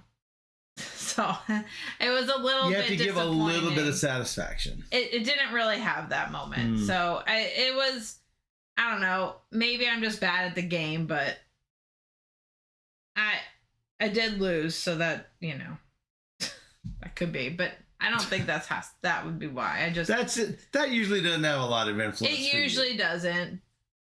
I don't know. Sometimes when you get destroyed, you hate a game. Would you say it's destroyed? I'd probably say no. It doesn't feel destroyed. Well, it is. That is a bigger range than I would have expected. 155 to 120 to 108. It's a little bigger range than I would have expected. I first looked at it and I saw a bunch of 100 scores. I'm like, no, that's not. But maybe that is like, you only got 65% of the winning score. Yeah, but Yeah. Yeah. We'll talk about this in a minute. Well, at the end of the stream. How about that? Okay, so is that all you play? No, I play more. Keep going. And then I found a game with 5 others, and I'm like, let's play Medici, because I love Medici, and Michael doesn't. He's like, okay, I'm Medici, but I don't have anything against Medici. Oh no, I thought you didn't like it, but no, I was really excited to play Medici. So I got together all these people. Several people were learning, so I think we made Larry teach, or somebody who's not a good teacher taught it. Uh-oh. Because Dan was losing his voice. Oh. So Dan kept correcting Larry. But it was a great game. I love Medici. I did okay, but I still was not. I was like 4th or something. I didn't get any good synchronizing with my tracks, and but as far as Medici goes, always happy to get it played. Yeah. And then we played a 7-player game of the Gang Deluxe. So, for those of you who don't know about the Gang Deluxe, a deluxe version is coming out soon from Cosmos? Yeah. Yeah. And so I was like dying to play this because it's gorgeous. And it plays up to 10 people. I would have loved to play with more people, but 7 was fine. Especially having one person at the table who hates adding in all the little, like, in the gang, you have the cards that flip out and things are changing, and you might have a bonus or a penalty depending on if you failed or lost. Now, are those gold bars and sirens, are those standard in the deluxe? Yeah. Yeah, so interesting. And it comes with a play mat and everything. It's really nice. And the cards are really nice. But what you could play with up to 10 people, the thing is like you have numbers 1 through 8, and you have 2 zeros. We didn't play with zeros because we had 7 people, but there are exit tokens. So basically at the end of the round, before you decide on the red token, you can have somebody take an exit token and say, I'm out. Like, I'm too close. You can't decide on who's who and what's going on, so somebody can exit, which I think is a nice addition, especially with that many people. If you're playing with 10 people, it's nice to have that because it can be hard. Like, you're just not gonna know. James, add the holes. There's also different rules that we played with that Uva hated, but what? No, I know. So not the Uva everybody thinks. No, Academy Games. Yeah, Uva. Academy Games Uva. So basically, if you're the dealer and you're doing the flop of 3 cards, you draw 4, and you put the 3 out that you want. No. No. No, that's right out. Who came up with this? Is this a house rule? It's in the rules. No. It's a variant. No. So we played it this way. No. There's also jokers that were added to the mix. And if you flop out a joker, you put out 2 cards instead. No. That's right out. That's the surefire way to cause poker problems. No. So Michael doesn't like it. No. I have not even played it yet, and I'm already no variant. No. Joker's my left. Because Jason Levine wanted to play with all the variants, all the things, every which way. And I was like, sure, let's just try whatever. So we played it with it all. No jokers and will be flopped. And the whole time, Uva was complaining, just like Michael would be complaining. Because it's not poker. No. No. I'm a midnight toker. In any case, I love it. I think it's great. The Gang Deluxe, yes. I spent my time productively playing Nemesis. Hey, I spent my time the original. And we played on the hard side. Wait a minute. With Uva. Yes. Oh, that's weird. Because he went from our game to your game. I know, he must have died in your game. He did die in our game. And then he joined my Medici game. I'm like, wait a second. He can't be in 2 places. He joined my Medici game and then he joined the gang. Yeah, the tools are unnecessary. Yeah, sure. Yeah, she was talking about the gang.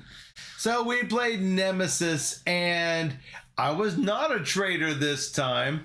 But Lou and his son super bright, I think in his early 20s, and his son wanted to learn how to run Nemesis, so he was running the bag and the in-between events and everything. But they had conflicting events. Lou wanted the nest burned up, and Charles wanted the nest to survive. And so there was a lot of conflict between them. But Charles always wants to betray everybody. Yes, Charles totally does. But he escaped, and Lou says, Michael, if you help me, you're close to the egg. You're the last egg available. If you go in there and take out that egg for me, I will do everything possible to help you get off the ship. I'm like, I'm going to take a contamination for this because I don't have any ammo. He says, I'll do what I can. So I go into the nest, punch an egg, escape out, taking swipes along the way. I am bleeding not once, but twice. End up leapfrogging with him to get to the hibernatorium or the escape pod, either one. I think it's the hibernatorium. We both get into the hibernatorium before I bleed out. And I have 4 contamination cards, and one of them is, of course, infected. I shuffle up my cards. We each take a card and flip it up, and I survive. And then I flip up the next 4, and I would have survived again. Weirdly enough, none of my contaminations were in my top 8 cards, much less 4. Seemed pretty good. So it was a good win. Love Nemesis. I will always love Nemesis. One of my top 10s now. So, yeah, it was that amazing. Then it was Tuesday. You went to soccer. I went to soccer, which we play soccer every Tuesday morning and ultimate football every Thursday morning. And I had a blast playing soccer. Did you win? Yeah, we totally won soccer. Totally lost Frisbee or ultimate Same Frisbee. Group of people? No, slightly different. It's always Richard. And whoever joins. So why don't the people like soccer? I don't know. Seems a little weird. I can't remember if Eric was there both days. Eric Arneson. I like Eric. Eric's a good dude. Yeah. So while you were playing soccer, I ended up teaching Recall to some new friends I hadn't played before. But they Revive. He was looking at the rule book. I'm like, you gonna play that? You gonna use that? You gonna play that? Can I play? He's like, Please. yeah, I was just looking at the rules. I'm like, I can teach. I only played it the one time at BGG in November, so it's been a minute. But you got this. I did get the compliment of you're best one of rule the teacher best ever of this con. Which is probably true, because I go over all the rules. Like, I was doing it like you, because I was going step by step, and like, okay, this is how it works. I gotta explain. That's how you gotta do it. Kim A asks, aren't you sick of people after all that? Her social battery was drained after that weekend. And it's not a weekend. It was one day, Kim A. It was one day. And it was like half a day for you. And we're doing this for 10 days. Me? No. No. I don't get drained. I am the weirdest introvert extrovert or extroverted introvert that you will see. My social battery doesn't get drained with people or without people. I could hold myself up with a computer for 10 days and I could be around a whole bunch of people for 10 days and neither one drains me really. Oh yeah, that will emotionally drain you for sure. Yeah, Dave, she does play all the games. So I was happy to get to play Recall again. It's coming to the U.S., or if it's not already available in the U.S., so hopefully we'll get it soon so we can play. But you needed the rules, though, because you could not recall the rules. I mean, looking at it, I'm like, oh yeah, this. It was very easy to recall it once I... Now you got it. No, I knew. You only get one. One ha. That's all I get is one ha. Hey, Ann. So yes, I would say if you like Revive, you should definitely play Recall. I've not played. It is very different, but a lot of the same board mechanics are similar. But there's like different tracks that you're doing, and then you have a different way of taking actions. Mm-hmm. But if you're into the heavier Euro games, this is really good. Yeah. And Dee loved it. She was like all about it. And I'm like, you guys haven't played Revive. You should really put that on your list to play Revive. So Tim from Dice Tower West, was basically playing Eternal Decks for a lot of the convention, and he played a couple of scenarios with us. That's right. We played scenario B, I don't know. I guess it is, or level B. Yeah. Twice. Once we lost like instantly. Yeah. And so then we played again and won. Yeah, it was with keys. Yes. With the keys. And so we've won A and B now. Well, no, because it's like we won A3 and B whatever we did. Yeah. Yeah. Well, I mean, when we say B, James knew it was keys. So yes, that is correct. I don't know about ghosts. And then Tony came over and we played Tichu. We played Tichu. So Tim and I were one team, and you and Tony were a team. And that's not. Yes, and amazingly enough, Tony and Steph got 1,095 points. Tim and I got 1,205 points. And why did that happen? That's because we both tied 1050 to 1050 at first. We had to play one more. And we had a major comeback, too. You did. You guys were so far We were ahead like 800 to 300. And then I called Grand. And got it. 1-2. 1-2. So that was 400 points. Yes. And then the next hand, I think Tichu. So you were over 1-2. us. And then we got like 200 or 300 points in the second. Yes. It was, when then we were like right there. James, every game has 200 points or more. So that's not too high. Promise you. It's not too high a scoring. Yeah. It's really good. Oh, the scale? No, I mean, you get 200 of the 1,000 points. 200 points are available. 200 points are available. No, are possible. 100 is available. Yeah.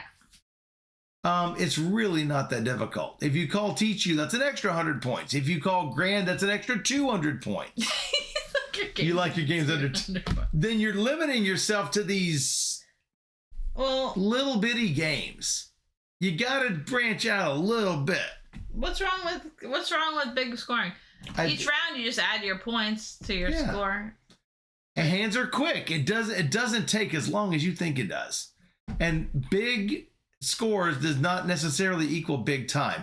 You can be done with the game of Tichu in under an hour. Easy.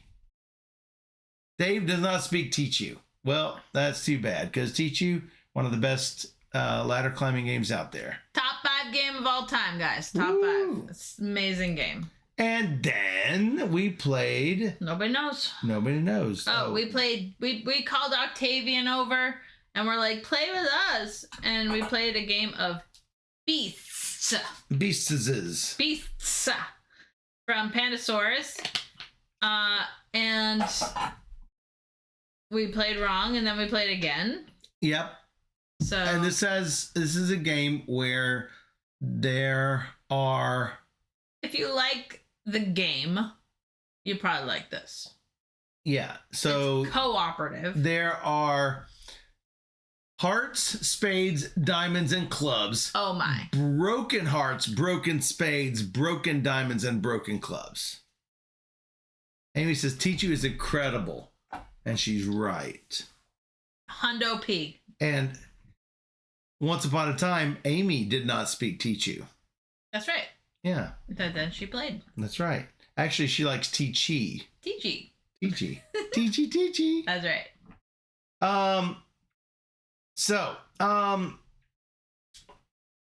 with beasts, it's a little weird. You're trying to play things in the right order so that whenever your card comes up, you're going to put things into the right places or not. It's a little weird. You're also trying to count up from 001 to 999.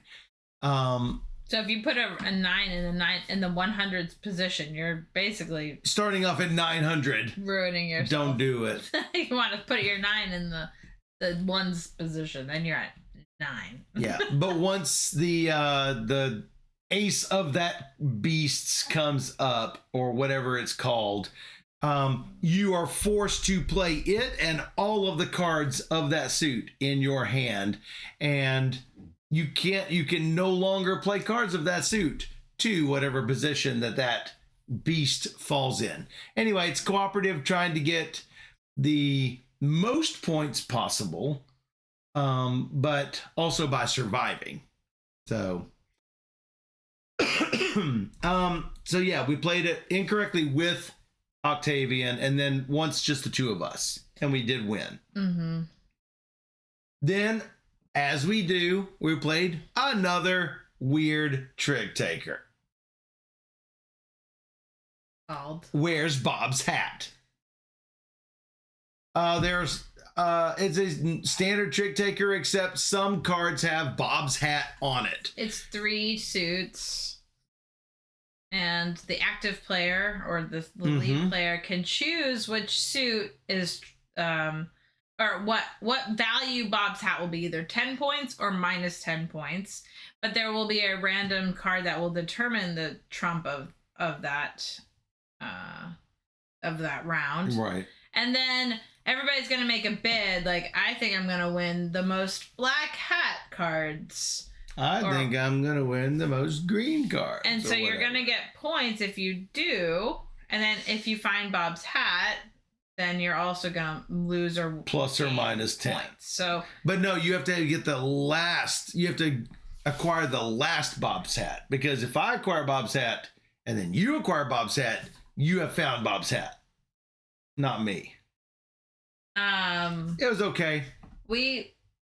It's the game's so long, so we ended up like calling it with like 4 rounds to go or something, like, because it's like 10 rounds or something. Yeah. It's like crazy long. So it was fine. And then we played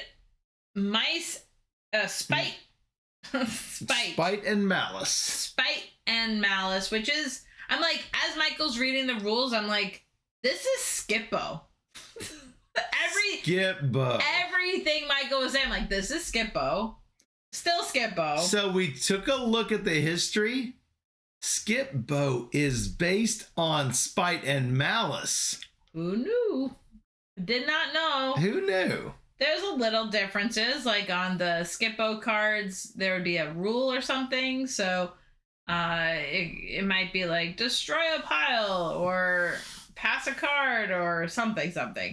So we played this. I'm counting it as a new game, even though it's basically Skippo. But it's not this. It's new entry. It is a new entry, and this actually slightly different cards. It actually dates from at least the 19th century.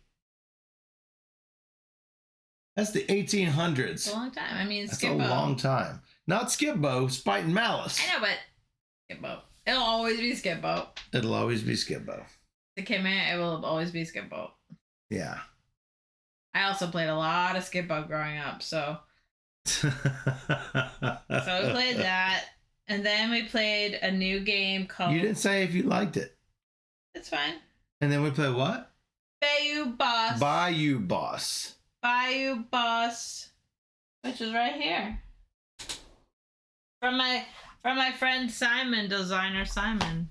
Yeah. It is a trick-taking game. It has changing rules.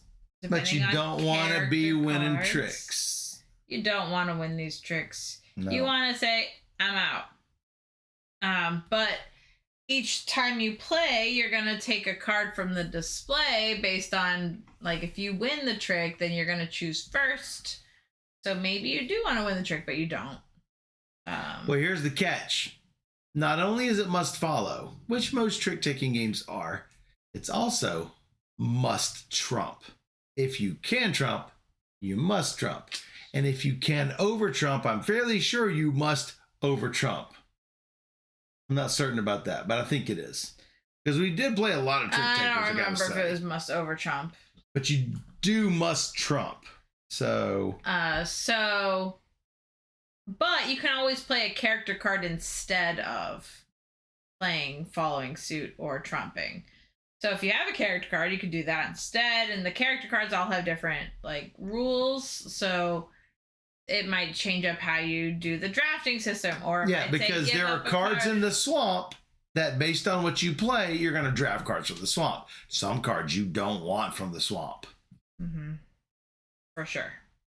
And then the trump might actually change with these cards. And a lot of things could happen with these character cards. So, no.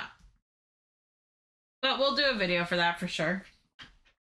That was provided to us by the publisher. Yeah. They're a new publisher, so this is their first game even. So yeah, that's pretty good. Thunderbolt Games. So, thus ended Tuesday.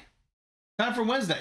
I went down early and I played a few games. So I played a game called Queensland because Paul is the only person there awake at this hour, whatever hour it was.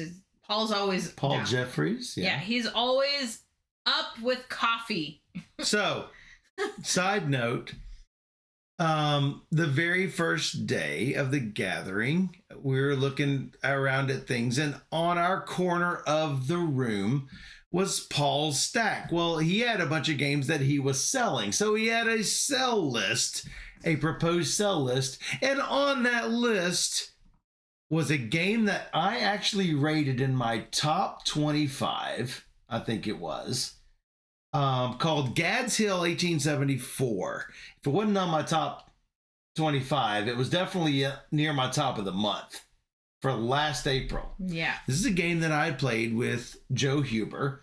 Joe loves this game. At the previous gathering. Joe has exactly 100 games and will keep exactly his favorite 100 games. Well, this is one he tries to play them all every year, and so we played that with him last year, and I thought it was great. It's a deduction sort of puzzle sort of game where you're just trying to maximize your points as well as puzzle out where everything existed in Gads Hill. I purchased Paul's copy of Gads Hill plus expansion, $20 instantly. I'm like, Paul, I want this. Anyway, thank you, Paul. It was a good deal. Anyway, as you said, you were playing. So he had learned a game called Queensland, which is a tile drafting game where you're trying to collect these frogs and put them in ponds. Depending on where I put the tile I just drafted, I'm going to have to put some number of frogs on it. And then it will also have an arrow on it where all the frogs have to move one space to that direction, either north, south, east, west, depending on how I orient the tile. And so they're all trying to jump into these ponds, but you're also trying to make big connections of like forest and desert because you'll score your biggest closed area, provided there are no frogs in it. So no you have frogs. to get the frogs out of those areas. And I would have crushed it, but I couldn't close my big forest area, so mistakes were made. I also don't get it, Scott. So we have more than 100 games in this room, and this room has the least games in it. And then I taught Tipperary to Paul and Carlos. And that's great. Love it. And then? More Tipperary is great. And then so the reason I got up early was to play this game. A prototype from the Lotta Pellet. Lotta Pellet. Fi. Fi is Finland, so Lotta Pellet. Yeah. And so this was the new game that they're planning on releasing Spiel this year, which I can talk about. They told me I could talk about it. It is a worker placement with dice. Called? Well, it's in proto, so it's called Scans right now, but it's subject to change. It's not totally done. Skands. SC like Scandinavia. So it's Viking. Oh. Vikings. I like them Vikings. I love them Vikings. And so you're placing these dice, taking these different actions. You're going to want to collect resources, and then each round you're going to get invaded. So you need to prepare for this invasion by putting up barracks or getting enough troops to defend. And so you have to manage all that, but then you also have to manage your trading cards. And so you have all these conditions you want to pay to get points. And so there's a lot to think about, and you want lots of resources, so you have to take the best actions possible. I thought it was a really good game. I mean, I played with pretty slow players, so I might like it better with fewer players. I don't know. It's hard to say. I definitely want to play it again. I enjoyed it, though. Yeah. And I crushed everybody by like 1 point, so I don't know if it was a full crushing, but it was good. And then you came down and we went to the trick-taking event. As if we hadn't played enough trick takers already. But there was a trick-taking event. So. With the scavenger hunt. So, if you finished your scavenger hunt quickly, you get your first pick from the prize table. Well, we tried to get it done as quickly as possible. Unfortunately, there were only 4 games left on the table. Fortunately, there were 4 games. Yeah, we got 2. We still got a choice. So. Yeah. Matter of fact, we had a choice that was a difficult choice to make, because you had one you definitely wanted to take. And then I had a choice of either a Tom Lehman game, and I love Tom Lehman, because Tom Lehman, and a game from Simon. Simon? Yeah. Yeah. So I picked Simon's game. You picked Simon's game because we figured we'd get Tom's game. And in fact, we did pick it up from a flea market coming up at BGG. That's right. So I feel good about it. We get them both. I feel good. But the first game we played was actually, there was a whole bunch of trick taking around the room. Javia! Thanks for subscribing. So, but one of them was actually in my bag. So we're like, let's play this because that's from my bag of opportunity. So we had to play an old one, a new one, one where it uses things other than cards, things that have fewer than 30 ratings on BGG. You wanted to play with 10 different people. You wanted to play a game where the lowest card wins a trick. You wanted to play a game where everyone missed their bid, etc., etc. Thanks for subscribing, Kimme. Yeah, Kimme. Whoop, whoop. So all of those things. Oh, hype train incoming. Sweet. So it was a fun. So what I particularly like about the event is that you want to play with a number of different people. So I could be like, I'm going to go play over here now. And basically, because you had to have 10 different people. It's not that I don't like playing with the same people, but I like playing with a variety of people. Like that, I go to these conventions because I like to play with so many different people. I'm a people person. I like it. And especially with, thank you, Jalfia.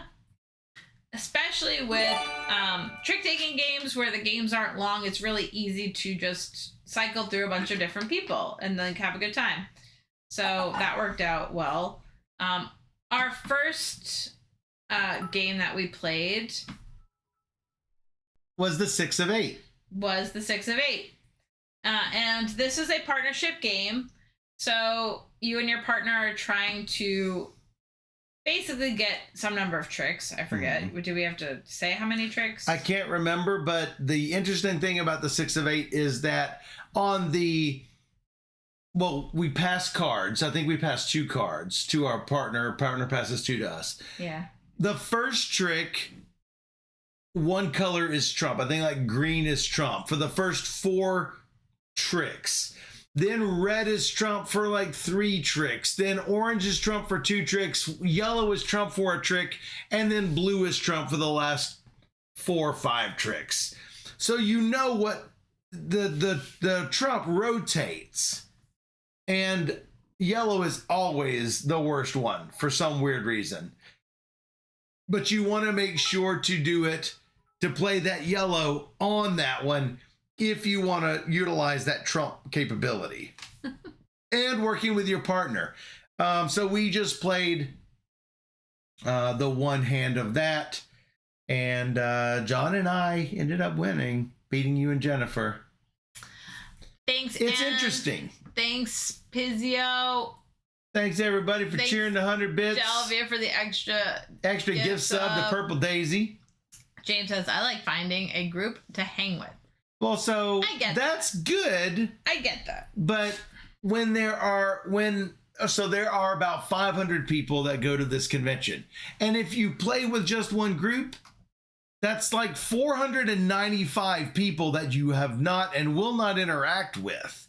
We prefer rotating through groups or groups rotating through us, whichever way it goes. So for me, it's a really good con for that. Now, BGG con, because we have a lot of friends. I know a lot of people. We have to say hi to them all. Yeah, and so something at like BGG con, I know fewer people, so I feel like if I play with Jelfia the whole time, that's fine. Because I know fewer people, but there's also people I do know, so I would want to try and play with people, like different groups at BGG still. Oh, there you go. Right to spot. So in a place like BGG Con, you're not going to play with everyone. 6 a.m. Let's go. That's Steph. In a convention like BGG Con, you're not going to play with everyone, but you probably have a lot of friends to still play with. So usually if we'll have a friend like Jelfia or Amy or someone going to BGG Con, they will often play with us, but we'll usually have 2 other people or so cycling in, cycling out, cycling in, cycling out. And we still don't play with the same people every time. It is kind of expensive, so I get that, James. I get it. Make beat go. Yeah, make beat go. Tips for a convention. Split the hotel room cost with 2, 3, or 4 people. 2, stay if the on-site hotel is too expensive, stay off-site. I stayed at BGG Spring, not in the $150 hotel, but in the $41 hotel right outside the airport. It makes it affordable. So yeah, Jelfie, if you're looking for a roommate, Amy's available. That's right.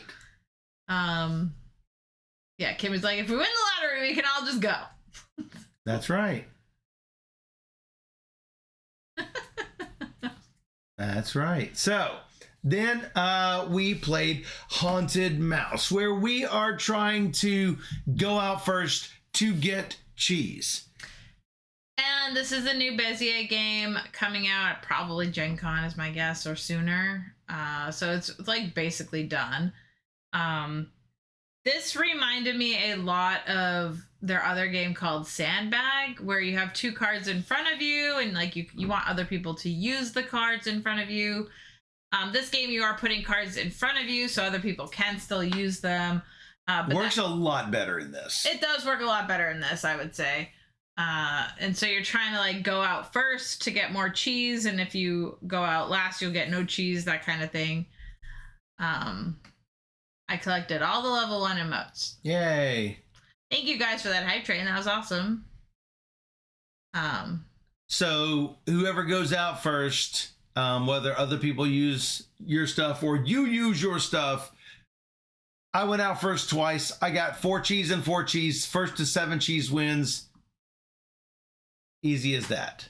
I wonder what was unclear. It didn't seem that unclear to me. Like, I don't feel like we had issues with the rules. I don't recall specifically. Yeah. Booking a suite at the St. Regis. What convention is that, Kim A? Nice. And then we said, hey, people at our table, we got to play with 4 more people. So bye. And so we found 2 more people to play with. And this is why Michael doesn't like randos. Because occasionally you'll have people that are less than good partners. Or less than, I don't mean like game partners like me and them are a team, but just people playing at the table. And there was one lady that did not pay attention to anything. Was on her phone and then seemed irritated when we told her it was her turn. And just basically seemed irritated the whole game that she was even there. I'm thinking to myself, why are you here? She was just doing it for the scavenger hunt. Yeah, she was just trying to churn through them. She wanted the game to end real quick. But anyway. But it was a bad game too. It was a bad game. So it did not help. This was a game called Kito Rite. It's Yay, weird. Japanese trick taking. It was one of our, if to meet the condition of having 30 ratings or less on BGG. It's super rare. Nobody's ever heard of it. No one's heard of this game. And here's how come nobody's heard of this game. It is a trick taker that does not use cards. It uses a wind of string. So it was really bad. Yeah. So like my bet, I'm gonna say I'm playing an 8, and then you put your little token that's 8 like this big, and then like the one might be this big or whatever. You wind out that much string, and then you put the little thing right like this, and then that's where my color is. It's a blue 8, and then Michael puts his right here, and now he has an orange 7 or something. Because maybe the thread changed to orange. It's like 3 different colors of thread knotted together, just wound into one spool.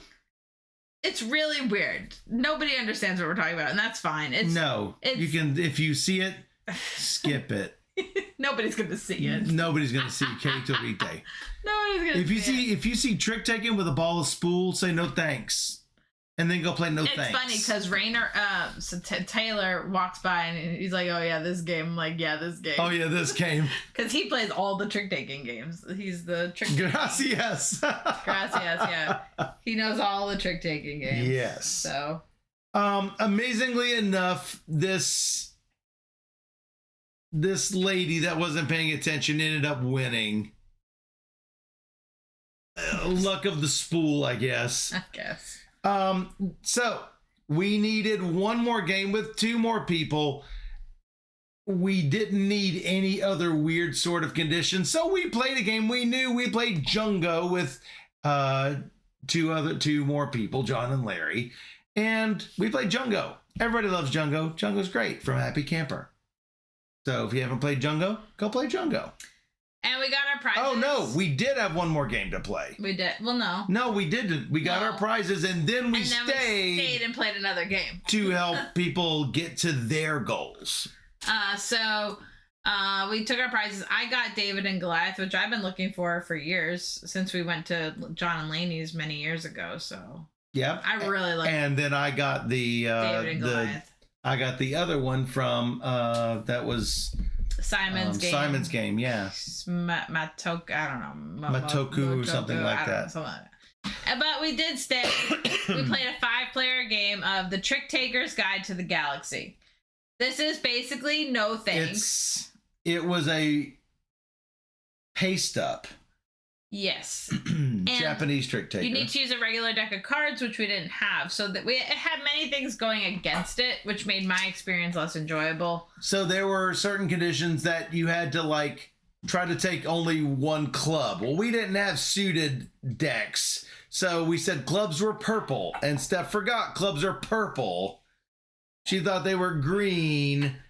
Dan says Trick Taker Guide to the Galaxy is good. This is one of the few times I will disagree with Dan. I did not like. I would try it again. It's just we had such a bad first experience that it just makes it not. Dan's rule applies. It was not a good experience for me. And maybe if it got an actual English edition of the game with actual cards that you could read what's on it, with an actual deck of cards that made sense for what you're talking about, if it all came together, then it would probably be better. So wouldn't have mattered for me because I knew what suits were what, and I was forced to take cards that I could not complete because I did not take one trick. Not one.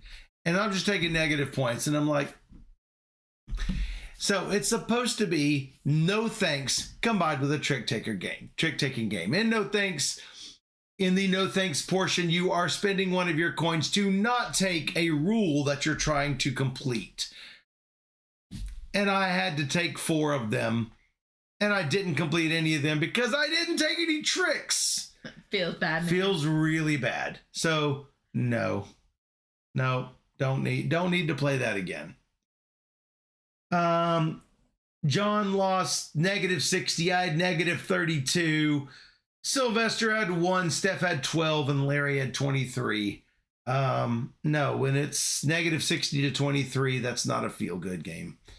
Hard pass. Then we played Ghost Lift with Tim. The trick-taking game, the trick-taking thing was over.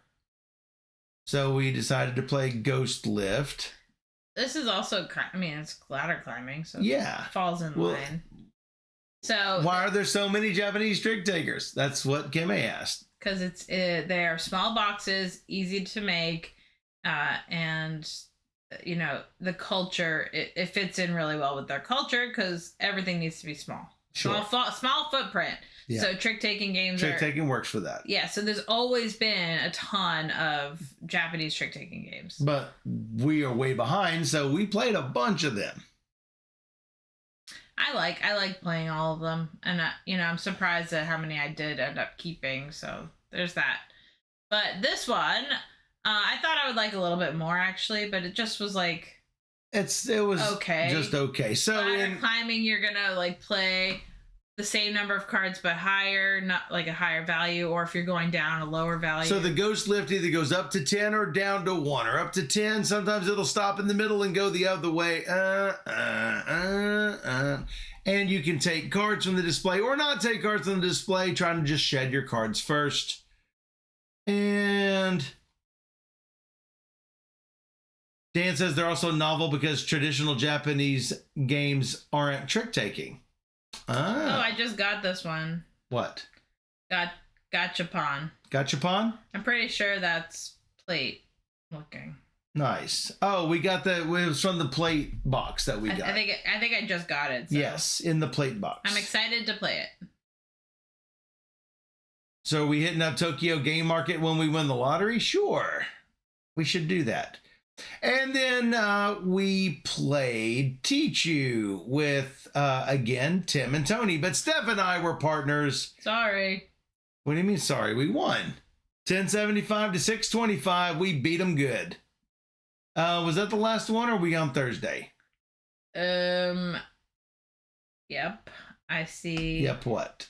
Jungo, TrickTaker Guy, Ghost Lift, Tichu. Ley Lines. Ley Lines, same day. Same day, we played Ley Lines after that, which is an interesting re-implementation of Alf Ox, which is the German trucking game. So, in this, it looks completely different from Alf Ox. And it feels completely different. It does feel completely different. I would say it's more, I guess, friendly.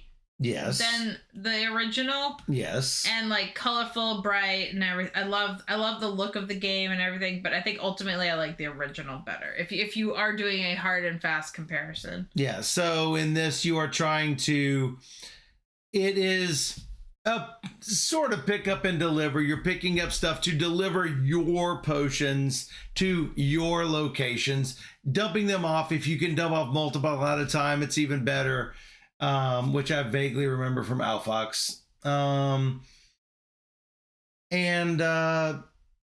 I think a lot of it just depends on what comes up, what you end up being able to get. Yeah, what bonuses in front of you. Yeah.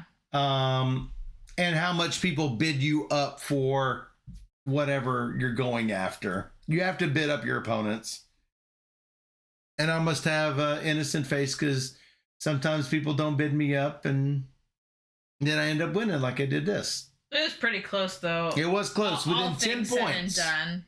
It was pretty close. Everyone was, the low score was 62 and the high score was 70 on a 4-player game. So, yeah.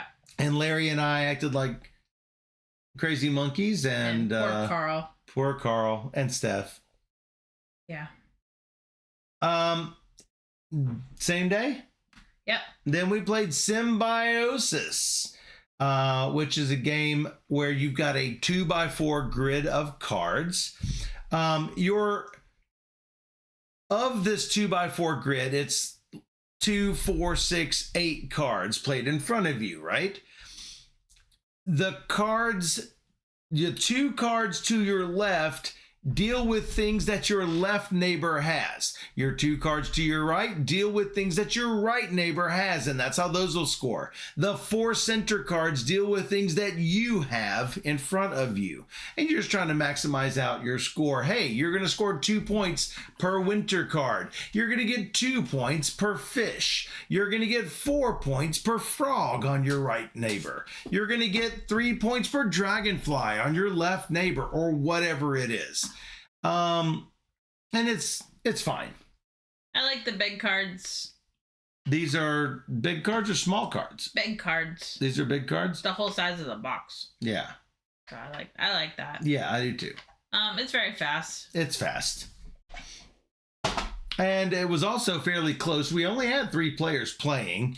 Again, it ranged from 67 to 77, so fairly tight scores. Yeah, I liked it more than I thought I would, considering there's so many card games where you have like a tableau of face down cards that you need to like maximize things. It's like, why not just build it as you go? Because what's the point? I mean, I guess there's an action where you could remove one of the ones you have and flip up something else and hopefully you get lucky, but yeah. The next morning you went to... Yeah, so now we've got Thursday, Friday, and Saturday, just 3 more days left because we leave Sunday morning after the brunch. That's right. So 3 more days of gathering. Yep, and you went to Frisbee, so I played Gangopolis with Felix because he wanted to get owned. He's like, you like this, right? I'm like, yeah. Where's those bragging rights? No, I know. I needed it. But he got me back when we played Le Havre as the next game. So I got... Love Le Havre. Crushed. Le Havre got to be a top 20 game for me. I destroyed in Gangopolis, but he destroyed in Le Havre. But to be fair, I was watching Charles because Charles joined our game and he was new to it. So I taught Le Havre. And I was like... And he and Felix destroyed your face. Oh, so badly.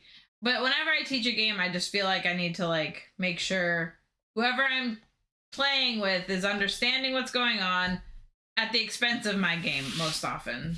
But I was doing very poorly. I could not get any buildings, and it was just...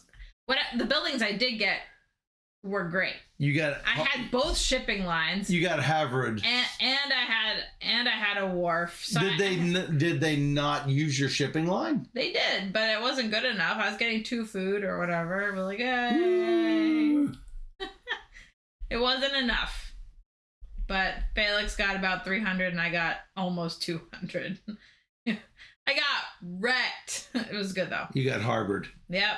And then I played Tipperary with 5 people. Wow. I hate it with 5 people. I've decided no more.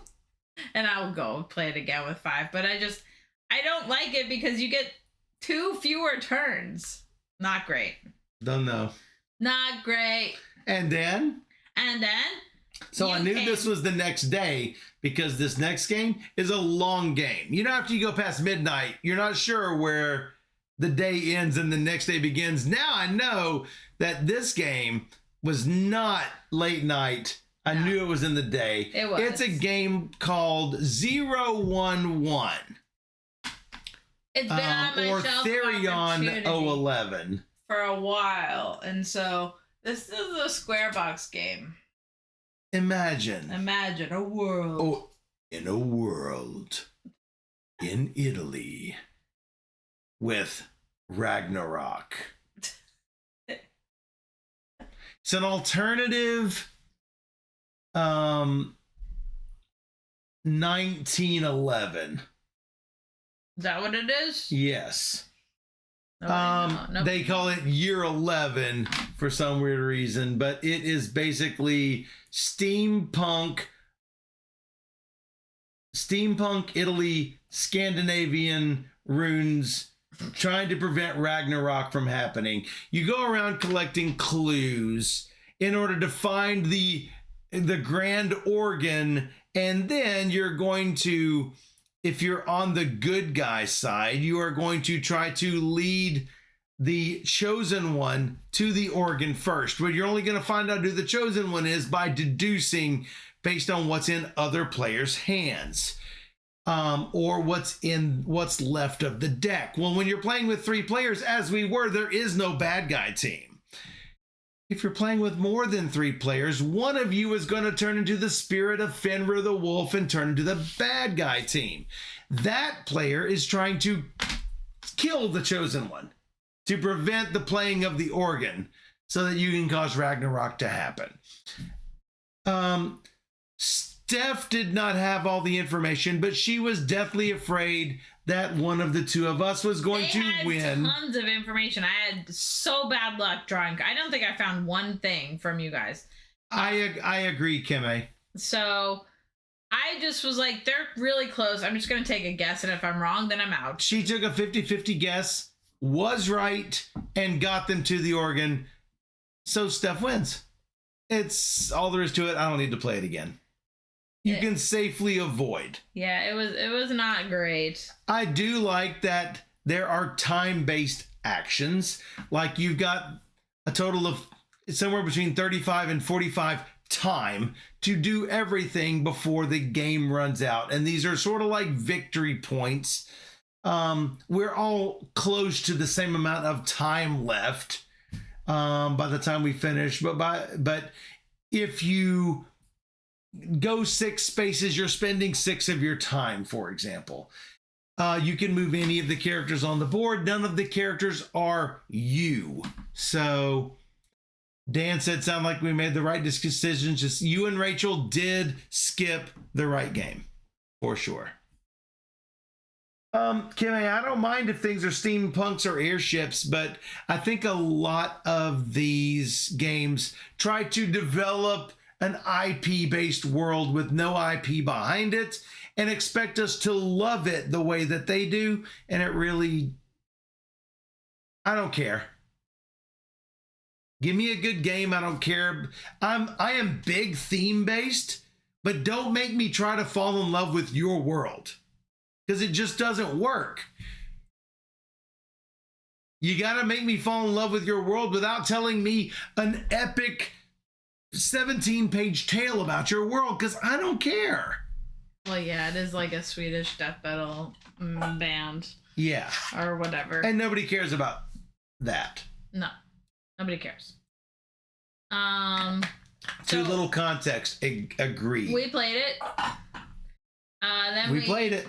Then, in the meantime, Joel came around and was like, "Here, stuff," and handed me this. Shape it. So then we played that.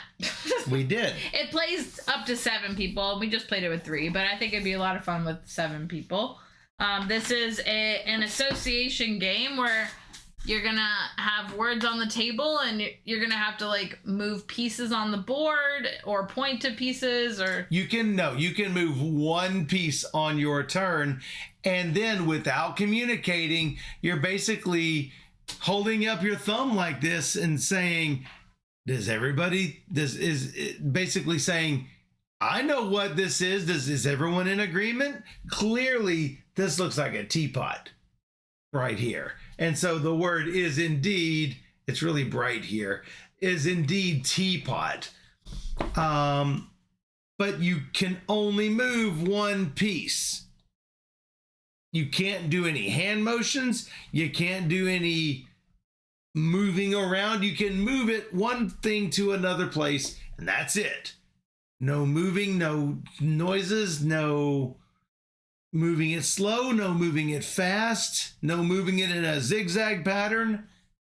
You place a piece. Yeah. And from that, you have to know or not. And we ended up winning. Yeah, we did well. We did well. We only had 3 of us, but yeah, 1, 2, 3, candle. With more people, it'll be harder because people will stop thinking similarly. With more than 3 for sure. But I'm looking forward to that. It's a party game. Yeah. I mean, I liked it more than Rolly. Yes. Then we. Well, that was random. No. Like Rolly? Is it like? It's Randolph. They're both Randolph. Oh. So same Randolph. Publisher. Got it. So then a publisher came by from Scorpion Mask, and I like to play their game. So last year I played Tag Team in prototype form. Really enjoyed that. And this year they have a new game they're coming out with that they wanted to show me called Oddball. We can talk about it. We played actually. It's a 2-player game. I didn't play with you, but I played with publisher. You played with a different publisher. Yep. So a different publisher was taking a look. Yes. So we played. It is what you said, like Challengers like. It's like Challengers. It has similar aspects to Challengers, but way faster. You get a hand of 5 or 6 cards. 5 or 6 cards that you're drafting. You're going to play. One of you's an attacker, one of you's a defender. You're going to roll your card up, and you're going to compare the numbers. There is a speed number and a power number, and you're trying to, A, take the ball away, and B, you're going to see on the speed the speed takes the ball away. The power is whichever one wins. You're going to put it on the winning side or the losing side. Some powers trigger if you're on the winning side. Some powers trigger if you're on the losing side. Some powers trigger regardless. And that's going to modify the rest of your thing. Basically, that reminds me of Challenger's powers on the bench. So the one thing that I'm not sure works is that you can play them in the order you want to play them in. And in that way, I think that there are certain cards that are clearly better than others. For example, if you could play your Challengers cards however you like, you can save your vacuums for the end and play other cards first. You can play your bench cards first and let them win or lose. So I'm not certain that this is better than Challengers. It's different. But it's definitely different. Yeah, it has the feel. It has the scratches the itch. So Oddball is the one that has randomly generated cards. Every card supposedly is different. Whether it be the artwork for sure, the color of the card, the different values of the cards, the text on the cards. So this is the one where you can like buy several decks of cards and like kind of customize your playing deck, I guess. Yep. And so there's going to be commons and rares and all that jazz. So it's kind of trying to be like Keyforge in a way. Challengers. But in my opinion, this is way better than Keyforge. Yes. So it's more my speed. It is the designer from my friend Christian who did Mindbug with all those other. Did not care for Mindbug, but I also did not get a Mindbug feel. No, but I could see this. It's like the same like weight almost. Like yes, it's like. Unfortunately, Michel, my opponent, had a power that gave him plus 100 to all of his cards, and I ended up getting beat 19-3. And I felt like there was really nothing I could do. So it does sort of color my rating a little bit. Is that I don't mind losing, but I do mind losing if I feel like I had no real agency. Maybe I could have drafted better. Maybe that would have fixed it. I think as you play the game, you would draft differently. There's a question in the chat. Roll and Rights came in waves, and trick-taking games came in waves. What do we think is next? Like Legacy game came in a big wave. I think there's definitely been waves of games. Trick-taking recently. I think trick-taking the wave is still here. I think the wave is definitely still here for that. Yeah. But I do think small box games, just in general. Yeah. James says dual games is the current. Oh, that's true too. Lots of duels. Lots of dual games. Which I'm not a big fan of. But there are still more trick takers to come based on what we saw at the gathering. Oh, for sure. I think there are more lighter games, small box and light games on the horizon, more like your Flip 7s. I think Scout was the start of all of those, and I think that there's going to be more that level and simpler, that level and as small. Yeah, that's the new wave, I think.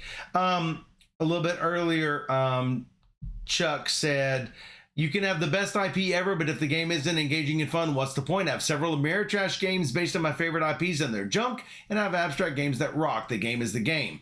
Exactly.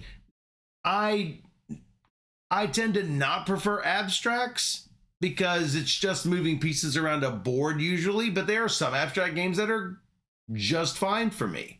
So, and yeah, small games are very cheap to produce. Exactly. James agrees the next wave is small card games because of tariffs. And before tariffs, it was the whole shipping container issue that shipping containers were really, really, really expensive post-COVID. That's where these small box games started launching. And publishers started actively creating small box games. I think this is the fruit of those labors, is that they're all being published now. So yeah. The trends I want, like I Split You Choose, and you want that. This is what I want. I Split You Choose and auction games. There are still... It will never be, but you never know. There are still a lot of tableau creator games. Definitely a lot of that. There's a lot of that, but that's never really stopped, no. I think. After Oddball, we went out to eat. We played 3 games of Quicks. We did the Bob Evans, I think. And Michael, beat me every I destroyed her face. Every time. Then we came back and played another Trick Taker with our friend Kevin. Yeah, super. Kevin, who looks like he's in his 20s, and we found out he's 30. So we played a game called Trick O Roof. And this game was really, really bad. Yeah, crazy Japanese Trick Taker. You're making patterns. Yeah, with the roof with pieces. Yeah. And so you're playing this trick, but if you go first, you get the first choice of what you want to try and do, and then you try and manipulate the board to figure out the patterns. And so then the next person goes. Meaning, you're trying to make a certain color pattern. Yeah, to try and meet the whatever cards are up. The problem it is just didn't work. The reason it doesn't work is just did not work. The cards do not rotate. You know how normally if you're trying to make a pattern, you can mirror and flip, and you can't mirror and flip. So here's what happens. The cards that are out make it so that you start getting diagonal stripes of the same color. So no one can win. Because there are 3 default patterns out that require that things go in diagonal shapes, largely speaking. Anyway. Kimmy mentions, I don't hate when board game designers make games in their same world like Creature Comforts, Maple Valley, Everdell Games, Bitoku, Bamboo. I would add things like... all of the Thunderworks. Like cartographers and role players. Cartographers, Title Blades. There's a lot. There, all of the Red Dragon things. Kinfire. All the Kinfire ones. However, when you rely on it to sell your game, where they're trying to make you fall in love with the world to make the game mean something. A lot of times it's just this game could have gone with any theme and you painted your world on top of it. It's much better if you've got a world that people care about and you make a thematic game from that world. I think that works a lot better, but that's just my opinion. Other people, completely opposite. So yeah. Chuck says, I love losing a great co-op or solo as long as I can look back and see where I went wrong. That's the thing with Oddball. I couldn't see where I went wrong, really. Maybe in the draft. That's the only thing I can think of. Is that I accidentally let him have that for some reason? Perhaps. I don't know. Maybe he started with it and I never saw that card. But all I'm getting at with that is the game is literally 5 minutes. The game is 5 minutes, sure. So. Sure. Yeah. I did not care for River Valley Glassworks. I think that there is a best play. I saw someone maximize their score and I don't need to, after seeing that, I don't need to see it again. I don't know what Jewelcraft is. We are going to get a pre-production copy of it and show you guys. So yep, we'll find out. We will find out. And that'll be within the couple weeks. So. Yeah. Next game we played was, is this a Knizia game? No, it's a Friedman Freeze. A Freeze game called Megastar. I think it was Friedman Freeze. One of the few Friedman Freeze games without an F. Yes, it is. Okay. It must be called something else in German. No, probably, yeah. In this, you've got a bunch of bands, and you are going to play cards to influence which bands will go up in the rankings. The problem is, the more cards you take away from your hand, the fewer cards of that band you've got in your hand. And you want them to go up, but you want other players to push them up and not you. You want to hold on to those high-scoring bands. The problem is, bands that can go up will eventually fall back down. I think that might be my only complaint about the game, is that there's no way to make the top band stay the top band, really. Yeah, it's just going to go down. It's going to go down. The only way is to have nothing overtake it. But yeah, it's really hard to do. Yeah. Eventually you're going to have your hand of cards and it's going to score based on the relative value of the bands at the end of the game, but nothing before that. So really, do early plays matter that much? Maybe not. You know, the early plays versus end of game plays. But I didn't hate it. It was fun. We lost Kevin. We played a 2-player game called John Silver. John Silver. Now, this game would be, in my opinion, better with more people. It is trick taking, and we had to take on 2 colors each. So I would say, I liked the game. There was, again, it would be better with more people, but you're playing cards to this tableau of cards. But if you were to play a certain type of card, you can take a card from the tableau back. Like treasure cards and boat cards and crew cards. Something like that. Yeah. You're playing to anyone's column. For example, I could play in Steph's column if I wanted to. And it could be something that could be really, really, really bad. The lowest and the lowest card takes the second lowest card.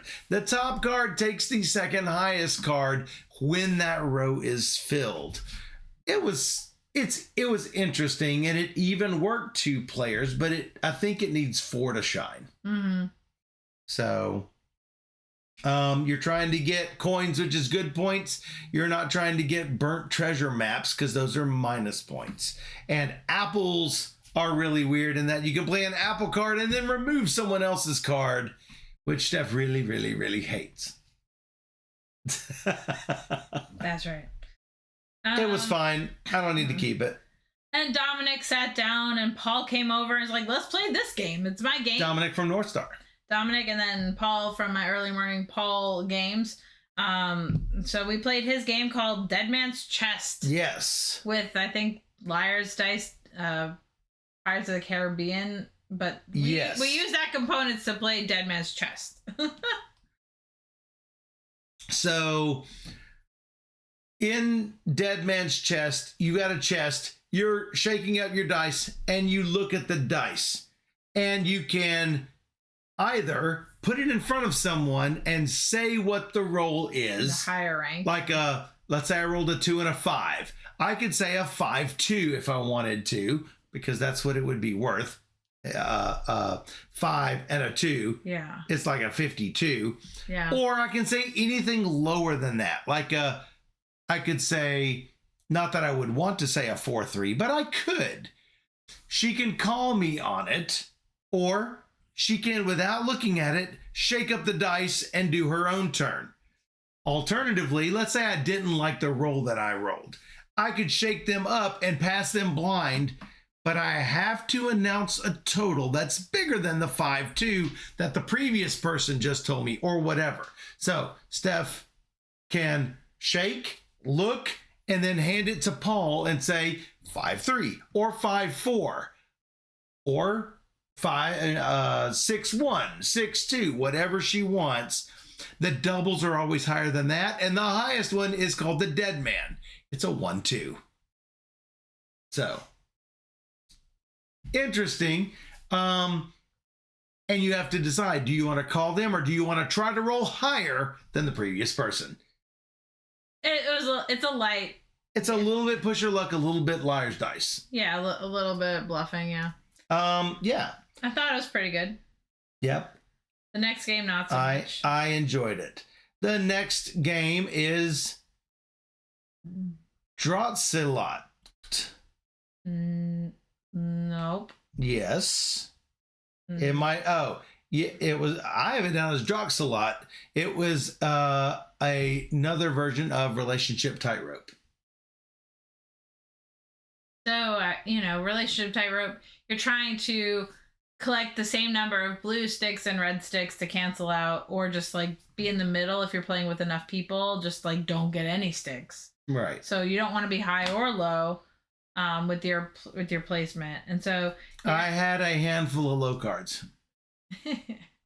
you got ruined. I got ruined. Yes, because I would always come in lower than everybody else, even if I didn't want to, because I tried to save a few of my high ones, and by high ones I mean 12 lower than anyone else had, and tried to come in trying to get a few scrap blues here and there. No, didn't happen. It was fine. Dice Chuck asked, have we played Comic Hunters from 2020 yet? This was my comment on Comic Hunters, so everybody knows. I do not remember. Let's see if it's gonna... But I liked Comic Hunters, but it had some issues. I gave it a 7 out of 10, but here are my comments. So we can continue. So then we played Lucca Città. Yep. With Larry and Ryan. Yep. Ryan, really proud of him for playing games instead of just being social. Yeah. Yeah, he did a good job. So this game, definitely weird, because you want to like get cards played, but you don't want to play too many cards and then help other people, because you can score off of other people's cards. But if you make a complete house, you get to score that. So you've got weird castles under construction. Once you have a certain number of cards, and I think at our player count it was 3 or 4. Yeah. Once you hit that number, they are constructed castles. Once it has been constructed, you can open the castle. When you open the castle, you score for everybody else's what they have down of that color, except for opened castles. Mm-hmm. For completed castles, I think it's 2 points regardless of the size. For building the castles, it's 1 point per card. So I want to hopefully catch you guys with 3 or 4 cards of that color under construction, not yet completed, certainly not yet opened. I can't remember, do you draft the cards? I can't remember. There's a certain mechanism by which Yeah. Oh, you're gonna draw cards and then you're gonna play some. Yeah, there's like offerings, and whoever has like the most influence will get to pick first, and then so on and so forth. So yeah, but it was interesting and weird. Yeah. Don't think I need to keep a copy of it, but it was enjoyable. And you won that one. Did we play? I think we played Letter Tricks that night as well. We did. So this was another one from my table of games. And this is your bag of random bag of crap. Yeah. So this is a trick taking game where you're trying to create words with each of the colors, and so the problem is 3 suits, different 3 suits. All of the cards are not vowels. And if you win, called consonants. Yeah, if you win, you take one of the cards, and if you come in last, you take one of the cards. But if you're in the middle or something, I forget what it was, but one person will get a vowel. You get the middle, you get the vowel. You get the, I think it's either middle or low. I forget. First of the 3 cards that got played, top gets their choice of card. Last gets their choice of what's left. Middle gets a vowel. Of any color. So. And it was must follow. You know how we said we need 3 words in each of the colors? You need a word in each of the. You need 3 a blue words. word, a yellow word, and a red word. I feel like I won this game, even though I lost. You did not. I feel like I won because out of however many tricks this was, 14, it was a ton of tricks. It was so many tricks. My hand was very large. I only was in the middle twice. Yeah, so you had to, the reason why you feel like you won is because you had to come up with words with 2 vowels. I made words. Total. So what were my words? I'm going to tell you my words. I'm going to find them. The final score was 11 to 10. So Larry and I walked away hand in hand with the victory, leaving poor Steph with no vowels with 1 point less. Okay, my words were showy, smug, fly, and I had a W and a B left over. So I am very proud with my words considering I only got 2 vowels. So I'm not I like word games. Not a fan of words on dice. Not a big fan of letters on cards. I guess letters on tiles is probably the best for me. I don't know. Yeah, I thought this was pretty interesting. Not a keeper, but I'll rate it fairly. Like I like it. It's interesting. But there's obviously some issues. Yeah. I think the next game is our next to last day of the con. Yep. I need to go down and get a box outside, but you keep talking about it. Uh-oh. I know. So the next game we played, surprise of surprises, it's another Japanese trick taker called Silence or Music. Was this? Oh, it was a climbing game. It reminded me of one of the games that we played with Peter on the cruise, for those of you who remember our cruise recap back in February. And whenever you end up passing, because you can't follow on this climbing game, you will get some kind of bonus, like becoming the next player or gaining extra cards. The last player to play will get the chance to discard their weakest cards. So if you win the trick, then you'll get to discard some set, but it must include your weakest card.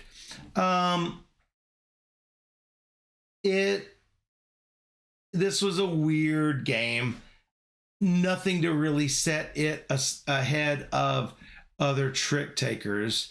And unfortunately, Steph is not here to tell you what she thinks about it. So we will move on to the next game, which is a game called Verhexed Malediction, listed in BGG as simply Verhexed, and has a new version out called Pups. Unfortunately, I think I'm losing my voice. Steph, what did you think of Silence or Music? I did not like it. It did not seem like there was enough to set it apart. It has some of the same things that as that game we played with Peter, but just not as interesting. Yeah, it just didn't work very well for me. Right. We also didn't have a really good translation, so that didn't help. That's true. Same thing with Verhexed. So we had to struggle with the German-only rules because the Pups rules, which were in English, did not match with the components that we had for Verhexed. Ultimately, though, I think we figured it out in that when you make a bid, you are bidding for exactly one trick, exactly two, exactly three, or you can get fewer points by saying 1 plus 2 plus 3 plus instead of exactly. If you win your bid, then you're going to get the number of stars at the top of the card. If you lose, you're going to get the number of red stars on the bottom of the card. Here's the twist. On future hands, instead of taking one of these 1, 2, 3 cards, you could play one of your failures as something you're going to go for this time. So instead of my failed 3, I'm going to go for my 3 again. And I think that's where the game breaks down. I won this game decisively 20-7-1. My problem, and it did not work for me because it was too easy for me to just try my 3 again and again and again. Well, my problem with it is that the hand is so small. So, like, you have very little control because... 7 cards, I think? 7 cards, but cards can be played with other cards. So it could be 4 tricks. So there are potion cards, which can either be played on their own as another suit or be played with another card to boost the value of that card. But you did skip over a game. What? Silence or Music and Verhexed. I do not have that even in my phone. So you should probably do that. Well, you should probably do that. So before we played Verhexed, we played League of Six. League of Six. A Vladimir Suchi game. His first, apparently. Early. And I'm going to have to put that in so I can actually have the thing where I can actually look at it. Hey, Foglight, we talked about you. Yeah, we did. So we played League of Six. It's been on my shelf of opportunities since the last time we went to Dice Tower East, which was a long time ago. And you need 3 people for it. My expectations were very low because it does not have the best ratings. Vladimir Suchi has a lot of like mixed bag for people, so I get that, you know, his games aren't for everybody because, well, he is like a bit all over the place with his designs, which I appreciate because that means he's trying new things. This one is especially pretty cool. My rating, my expectations were really low. So yeah, set my bar super low. My bar was so low. So this exceeded my expectations.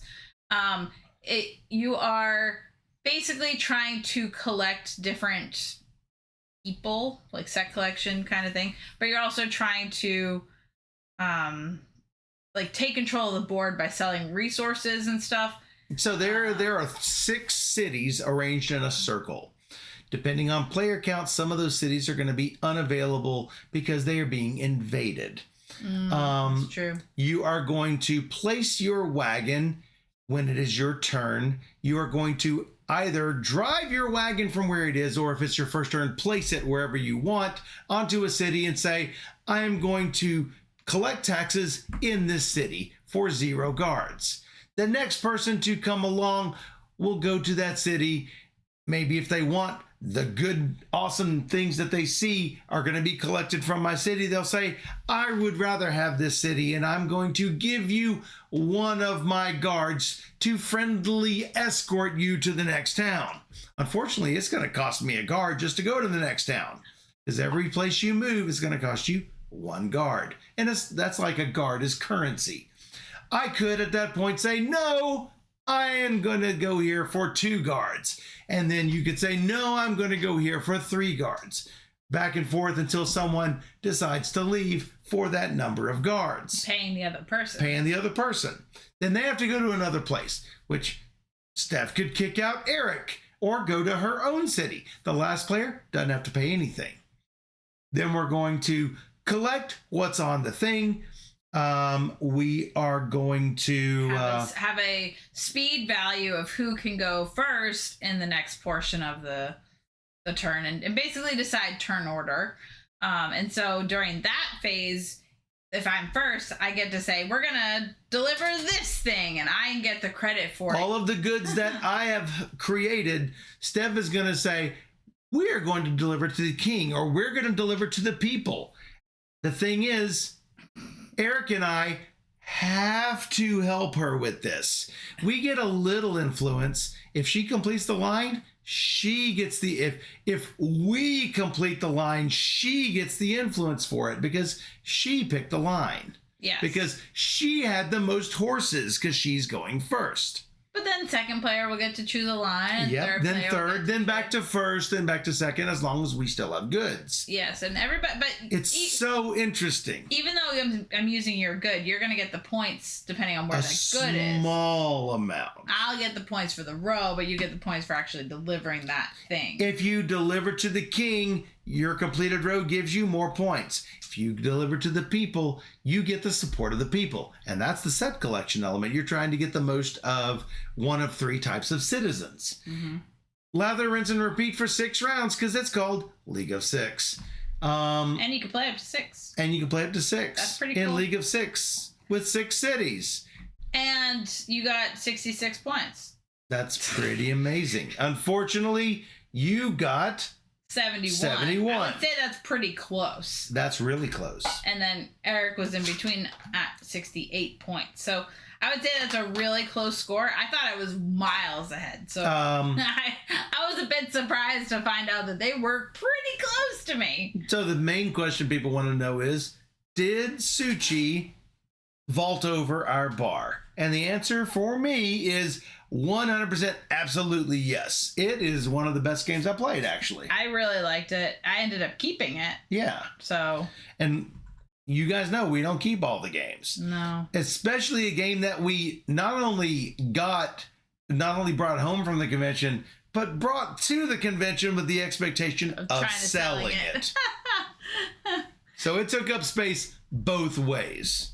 So the thing is, you need 3 people minimum to play it. So it's like, it's not always going to be getting played here because it's just, we're 2 people. But yep. I could see a time and a place for playing this again for sure. Yep. I will be right back while you talk about Fellowship of the Ring trick-taking game where we played 2. We played 2 rounds. So we were playing with our friend Tom and Adam. And Adam joined us for this. And Tom isn't really like all that familiar with trick-taking games, but we threw him into the deep end with silence or music, and then we played the Verhex game with Tom. He was having a great time, even though we were struggling with the rules because we didn't have English rules. But then we're like, Tom, do you want to try another game, like maybe Fellowship of the Ring? He's like, I have it, but I've never played it. And so we're like, let's just play. So we ended up playing the first 2 chapters and Adam joined in, so that was good. And we did really well. I mean, we did not lose, and it's a game. It's one of my most played games. That's definitely the most played in the past year. Just such a great game. So not Tipperary? No, I mean maybe by the end of the year Tipperary, but.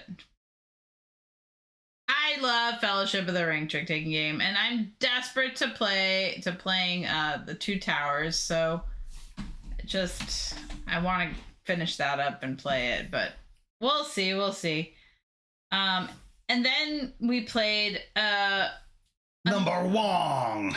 A game from my unplayed shelf of opportunity called Number Wong. Number Wong. This is a TrickTaker's game. Shocker.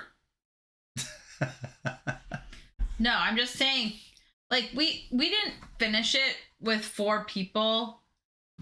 Is Fate of the Fellowship worth $115? I would say maybe wait. Why is it 115? It seems kind of expensive. I would maybe wait for the reprint. I'd be surprised if they don't do a reprint. It is fun. If it were 115 and never being reprinted, I would say yes.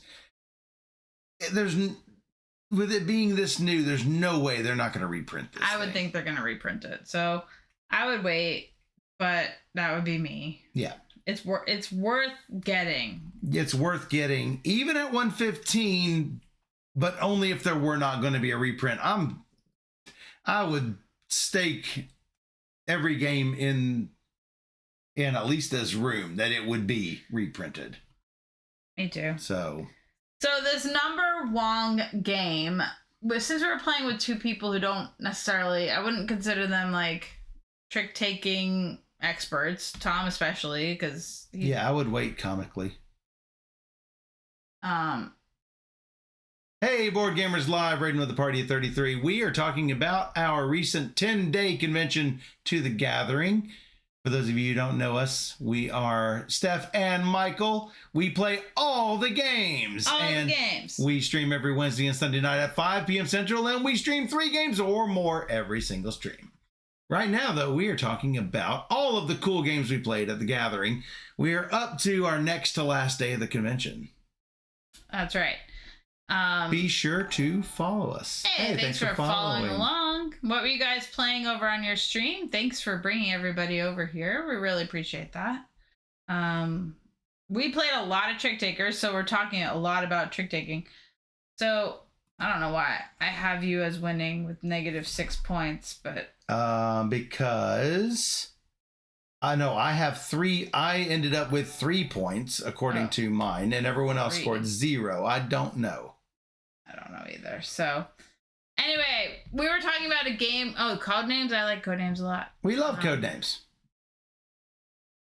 Yes. We are recapping a recent convention, so we're just talking about all the games. I played 101 games, and I learned at a 10-day convention. 63 of them were new to me, so that's a lot. Yeah, we generally play 600 new games every year, and this is a big chunk of those. This is a big portion. So this recap video has already been going on for 3 hours. That's a lot. Wow, I know, it's a lot. Our streams are usually long, and I'm already losing my voice. We learned about 600, yeah. Last year I learned 600. This year I don't have a goal, so I'm not. So if y'all want to check out any of our videos, just go to YouTube, search for Board Gamer Steph, and you'll find 2,100 rules teaches, playthroughs, overviews, weekly recaps, and top 10 videos. There's a lot of stuff for y'all to check out. And y'all are playing the same 2 games all the time. We rarely play 2 games. 2 games of anything, because we've got tons of review games that come in, so we can't spend a lot of time just playing one game over and over as much as we might like to. We got to show you guys all the games, and that's our thing. We play all the games. Boop, boop, boop, boop, boop. That's right. So we're talking about this trick-taking game that's really we played Vin, yeah. Yes. So this trick-taking game, let me go say it Number again. Number Wong is a game for people who like trick-taking games. We were playing it with 2 people who don't necessarily like trick-taking games, so it didn't really go over all that well. Now, with the right group, this game could be like so great, and I'm very excited to try it with the right different group of people, because it's such an interesting game. It is, you get a hand of cards, and let's say Michael's right here, and I am right here, and then I had 2 other people over here. Well, I might get, let's say this is Tom. I might get Tom's hand of cards, and I have to guess how many tricks he's going to take with this hand of cards. And I pass it to Michael. Then he has to guess how many tricks he thinks Tom is going to get. Tom will get this many. And then I get, the next person is Adam. So and then I get Adam's hand of cards. And I have to guess how many Adam is guessing for Tom's. Tom. And eventually we'll get back our own hand. Whatever was left from 13, you're like, oh, those three together adds up to 9. I must put my bid as 4. And then you play it. And so you're trying to make all these things happen. If you know you want Michael to get 3 tricks, well, hopefully he doesn't get more than 3 tricks. If I know I need to get 4 tricks, well, I better get 4 tricks. And you try and make, well, you also get to pass cards too, which is interesting. Oh yeah, and we forgot to pass cards when we played. I know, so you can short suit yourself and make it easier to get cards, or if you know your value is that, then you want to kind of get rid of your high cards if you think you're going to get fewer cards. It's a really interesting dynamic, and you really need people who understand trick-taking games to play this one, I think. And we didn't. I was the only one to predict anything correctly. So it ended up 0 to 0 to 0 to 3. It was just a wreck. It was a wreck. It was a wreck. I would definitely be willing to play it again. I would love to play it again. I really liked it. Yeah. And then we played a game called Schapkopf. I don't think I have it. You don't have that one? Do I not? I don't know. I forgot it. Oh no. I forgot. I've got to remember how to play it, though. It's a weird game because you have U's and O's and then nine through aces, and then it's like. So yeah, it's a specific deck that contains 7, 8, 9, 10. I think it's up to and 10 is bigger than the king. Right. And aces are still best. Aces are still best. So it's ace, 10, king. The O and U is an Ober and Unter. And those end up being trump of whatever gets selected as trump.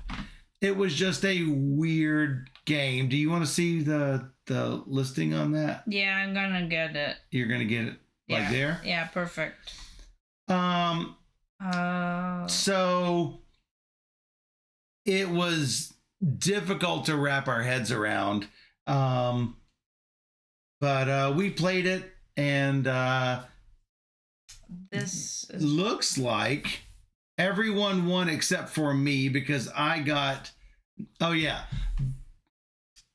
If you make a bid, this was another weird thing. You have to bid that you will just play, and when you play you're going to have a partner. Well, then you can say that I'm going to play, but I'm going to play solo, and then the next person has to bid a different sort of game where there's more and more and more limitations. Ultimately, I got the bid where I had to take 61 of the 120 points.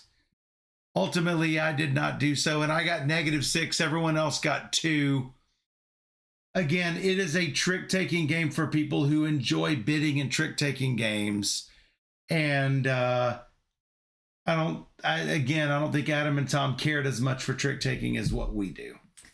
Yeah, I think Tom would. He just doesn't have the group to play it more. Right. So he's not necessarily good at it.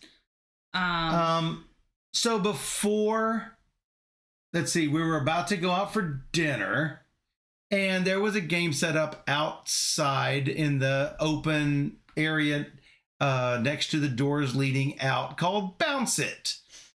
And it is a push your luck dexterity game where the first bounce is worth 1 chip.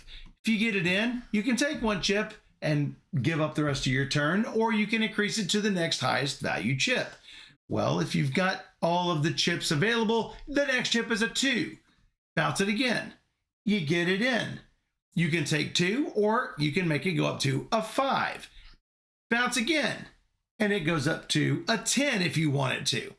You have 3 balls or 4 balls if you have the least amount of chips. But let's say I fail 2 times with the 5 in play. Well, then Steph will get it. and she will get to bounce, but it doesn't start over from 1. It starts over from 5 because that's where I left it. Had I taken something, she would have indeed started at 1. We go around and around and around till one player takes 42 points. It's a good game to play while you're just standing around. And that's what we were all doing, standing around. It is beer pong for gamers. Yes, it's exactly a good way to call this. But it also seems weird that it's from Deep Print because it doesn't really feel. It doesn't feel like a Deep Print game. It feels more of like a Randolph game, actually. Yes, it does. Absolutely. So it's a little surprising, but you could tell that people are good at this game because we were playing with somebody who was like a shark. Every bounce. Thanks, Torpedoes. In the middle. I'm like, are you kidding me? Crazy. Yeah. So we. Oh yeah, Jonas was good at it. Or Jonas. So we played 2 games of that. And then that was my night to play Battlestar Galactica, as I do Battlestar Galactica. once per convention. Yeah. What did you play while I played Battlestar? I played Regicide. I found Tim because I knew he wanted to play Regicide Legacy. I assumed he had played Regicide before. He hadn't. So I ended up teaching Regicide and we lost like 3 games in a row. Then I'm like, okay, let's play Regicide Legacy, which the first chapter is Regicide. And then we played that so we had 4 people playing Regicide Legacy, so chapter 1. And we did it. We did it. Regicide Good Legacy, job. chapter 1. And then Tim, who stays up till like 4 a.m. every day, and this was like 8 p.m., he's like, I gotta go take a nap. I'm like, He's are falling you asleep. kidding me? I was so mad. I was ready to sit there for 6 hours and just play Regicide Legacy. Nope. Nope. So Tim went off to take a nap. He said, I'll be back. I'm like, okay. So I was like, ready to go. But I did find... Steph loves Regicide Legacy, as you can't guess. I love Regicide Legacy. Totally need to go vote on it for BG. Don't be hating on naps. Yeah, but this is a nighttime of a convention. Don't stay up till 4 in the morning if you can't handle... This was 8 at night. This is not late. This is not 8 nap time. p.m. I was ready to go. Yeah. I was a bum. You want to nap at 2 p.m., go right ahead. Yeah, exactly. 8 p.m., you might as well call it a night. Just go to bed, yeah. That's not a nap. That's sleep. Yeah, so he went off to do that, and I found Larry, and Larry found his friend Tom, a different Tom. There's like 5 Toms at this event. So, Tom M. And we played Oracle of Delphi. I taught the game. Tom had never played. Larry had played years and years and years and years ago. So I was, again, to my detriment, helping people out, focusing on other people. So I ended up losing. That's what happens. I came in second, I guess. But it was close. It was a close race. Oracle of Delphi in my top 10 of all time. Super love Oracle of Delphi. So. That's right. If you stay up till 4 and get up at 6, take your nap when you get home. Don't drive on the way home. Yes. Yeah. So back to the game. After that, we played Regicide Legacy. We played 1, 2. Did he get up? He did. So we had 4 people. 2 of those people disappeared, and we put in 2 new people. We found Charles and Lou. Lou had never played Regicide, never played Regicide Legacy or anything. So we just throw him into the deep end chapter 2 because we beat the 1 earlier. That's right. Like, that's not the deep end. That's only chapter 2. I mean, he never played Regicide, so it is a deep end because chapter 2 is quite different than chapter 1. Chapter 1 is just Regicide. Yeah. Chapter 2, you have different monsters and different things to overcome. Spoilers. But Lou is a pro. Lou is a pro. So he's very smart. So we played this. Look, it's not. Charles, perfect, because he can read. I'm really bad at reading. Like, story, I'm like, blah, blah, blah. I can't talk. Like, I can't read. Charles is a RPG player, knows how, like, stories all in on the theme. Charles being Lou's son. Yeah, we talked about with Nemesis. So he was all in. He was like, la, la, la, la. I'm like, perfect. You read. You do it. So we play, and we lost the first time, but then we won. So we won chapter 2, and then we played 2 more games of chapter 3, but we never beat it. So.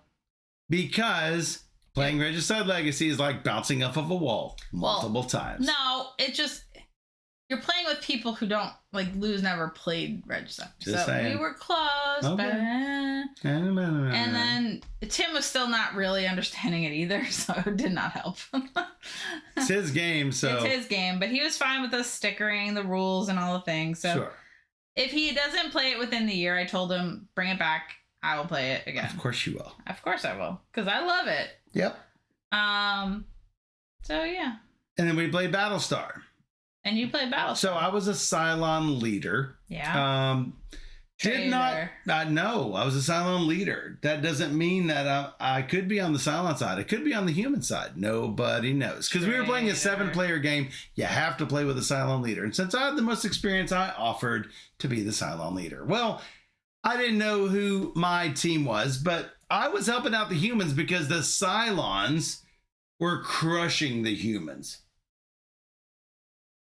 right off the bat. So I had to try to keep the humans from artificially dying. So midway through, I get my other 2 loyalties. Turns out I'm definitely on Team Human, but it's too late. Morale is already down to nothing. And the 2 people who were actual Cylon traders ended up pushing down everything to 0. When the Admiral and the President are both Cylon, it's really difficult to make things happen.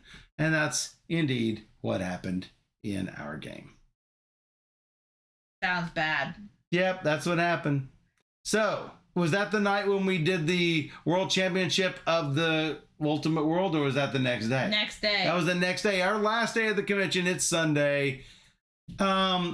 Stefan Brunel will always play the World Championship of 7 Wonders whenever we're around. I was the reigning champion, having beat Antoine Bauza at his own game, mostly because Stefan did not want to pass coins to Bauza.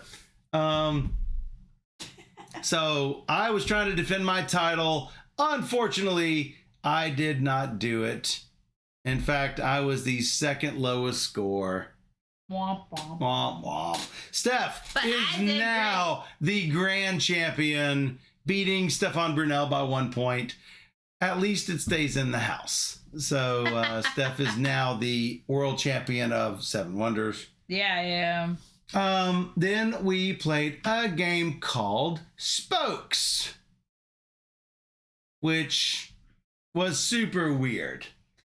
It's a racing game. You have bicycle racing. You have these little spoke things that you're gonna always have to replace one on your board with one in front of your bike, and then move along that same colored pathway. All along that colored pathway. And you're trying to go zigzagging along as far as you can, ideally, and set yourself up for the next move after that. And so you're just trying to do 3 laps first. And everybody's going to mess up your path. And there's a slipstream mechanism that lets you have a wild color as you go. People are going to mess up your path. You're going to try to get in front of other people so that they can't fulfill their entire route. It's really hard to do. Steph was cruising right along, but here I come right behind her. You're going to take the inside path, and barely past the finish line right in front of Steph. True story. And Steph doesn't care much for race games, but she played it like a trooper. I did. I mean, it's not like most racing It's an games. Attractive game. Yes. To me, the box is really pretty. The little spokes are really pretty. It's a pretty, like, setup. And it was fine, and I would play it again, but it's definitely not one I would suggest playing. And because we had 6 players, we then played team play. That was picked out. But you had played before. Oh yeah. I did not even know because I never it's played an it. old game at this point. Yeah. Old. I was playing it when it came out. Yeah. Oh, weird. When I click the link, it goes to a game called Duos. Maybe that was Duos It's first? No, it was team play first, I think. Anyway, in any case, you are playing this in 2-player teams where each player has their own goal in front of them and there is one common goal. You can complete your goal, you can complete a common goal. But on your turn, you're going to take 2 cards from the middle, try to complete whatever goals, and then pass cards up to 2 cards to your partner. 2 cards or all as many cards as you want? Up to 2. Up to 2. But there's a 6-card hand limit, which is enforced at the start of your turn. So just trying to basically get the most of those conditions completed to get the most points. Yeah, the game ends when someone gets 8 goals completed for the team. But you still might not have the most points, so... She does play all the games. It is true. It's true. It's a small card game. It's fine. It's fine. But yeah, the 2 of us won. We lost 2 people after that, and we played 4-player game of Moon Colony Bloodbath. Oh, I do not have it listed. And Ryan Bruns likes the game, and Derek never played and thought he should, and he should. And he should. Because the game is great. It's really just a great game, and totally worth playing. Michael, Steph, Derek, and Ryan, and why do I not have Derek this ended up listed? winning because he didn't die. He didn't die. But he wanted to see how far he would get, and he still would die, yes. He still would have died. But the game is just fun to just see if you can build the right buildings and just survive the longest. For me, it's just a fun game, and it plays really quickly, and it's exciting because everybody's engaged. It's a riot. At all times, and so definitely a crowd pleaser for the most part. And then, can we talk about this next game? Yeah? Did not know if we could. This? Yes. Yeah. So this is already kickstarted and I did not know. Deluxe edition delivered to Rodney. Tom Wetzel and Ryan Lockett from Red Raven Games decided to well, I would say teach, but they didn't teach us. They gave me the rules and let me go to town on 6 Sojourns. I wanted to play with Tom because I never really played a game with Tom, and I'd never played a game with Tom or Ryan. No, and they are cool dudes. We just see them at conventions, and so we know them. But like, they're really nice, and so I'm like, we have to play a game while you're here. It doesn't have to be one of your games; it could be whatever. And he's like, no, let's play 6 Sojourn. So we did. That's what we did. And in 6 Sojourns, it is a reimagining of 8 Minute Empire. Basically, we are going to select a card that lets you, depending on how much money you want to spend, it's going to let you do something on the map. Either gain people where you have houses, or let you build houses where you have people, build ships next to where you have people, or move some number of those things, or maybe give you some kind of special ability. Ultimately, you are trying to gain area control, trying to have some space control, trying to, both on land and on sea, trying to have area control over islands, and ultimately just trying to get as many points as possible from whatever special things you've got in front of you. I thought this was a lot of fun.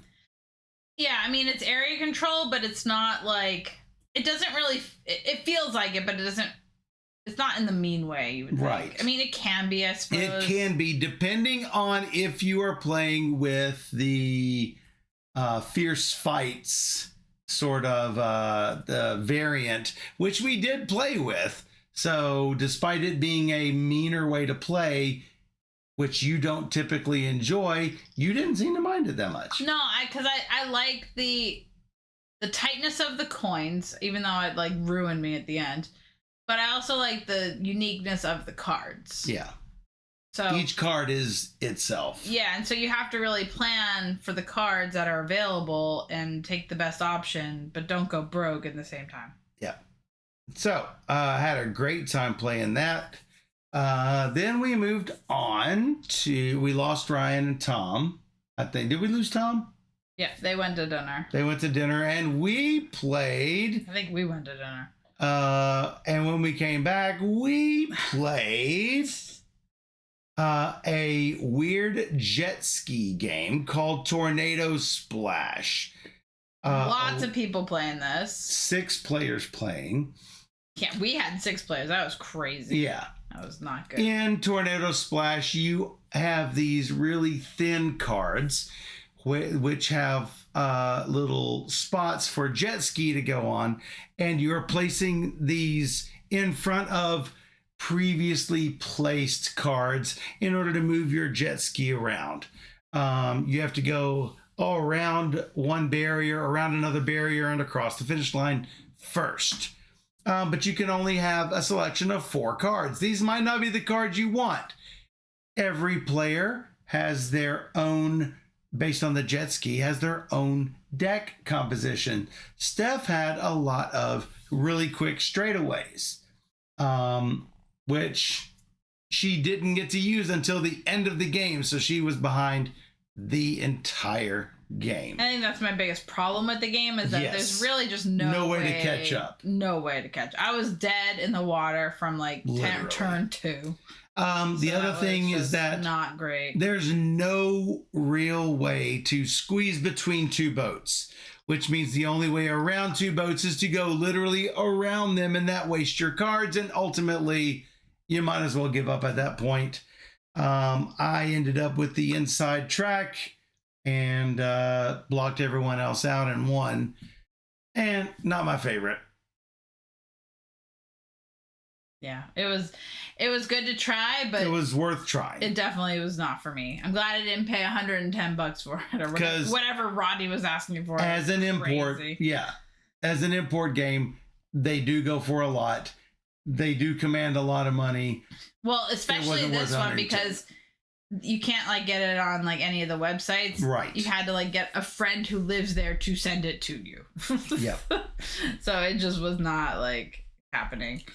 But we did play one after that I wanted to play called Tax the Rich. Now, this game was at BGG Fall, but it was in the Hot Games area, co-located with another game at the same table. I don't know what the people running the Hot Games area were thinking when they put a large player count trick-taking sort of game on a half of a table. Ultimately, they had to remove that game from the Hot Games area, and people raised holy heck about it because it's like, oh my God, can't believe you'd get rid of the Tax the Rich game. Oh, the people from BGG must be a bunch of conservatives. Blah. And I'm here to tell you it's not true. None of that is the truth.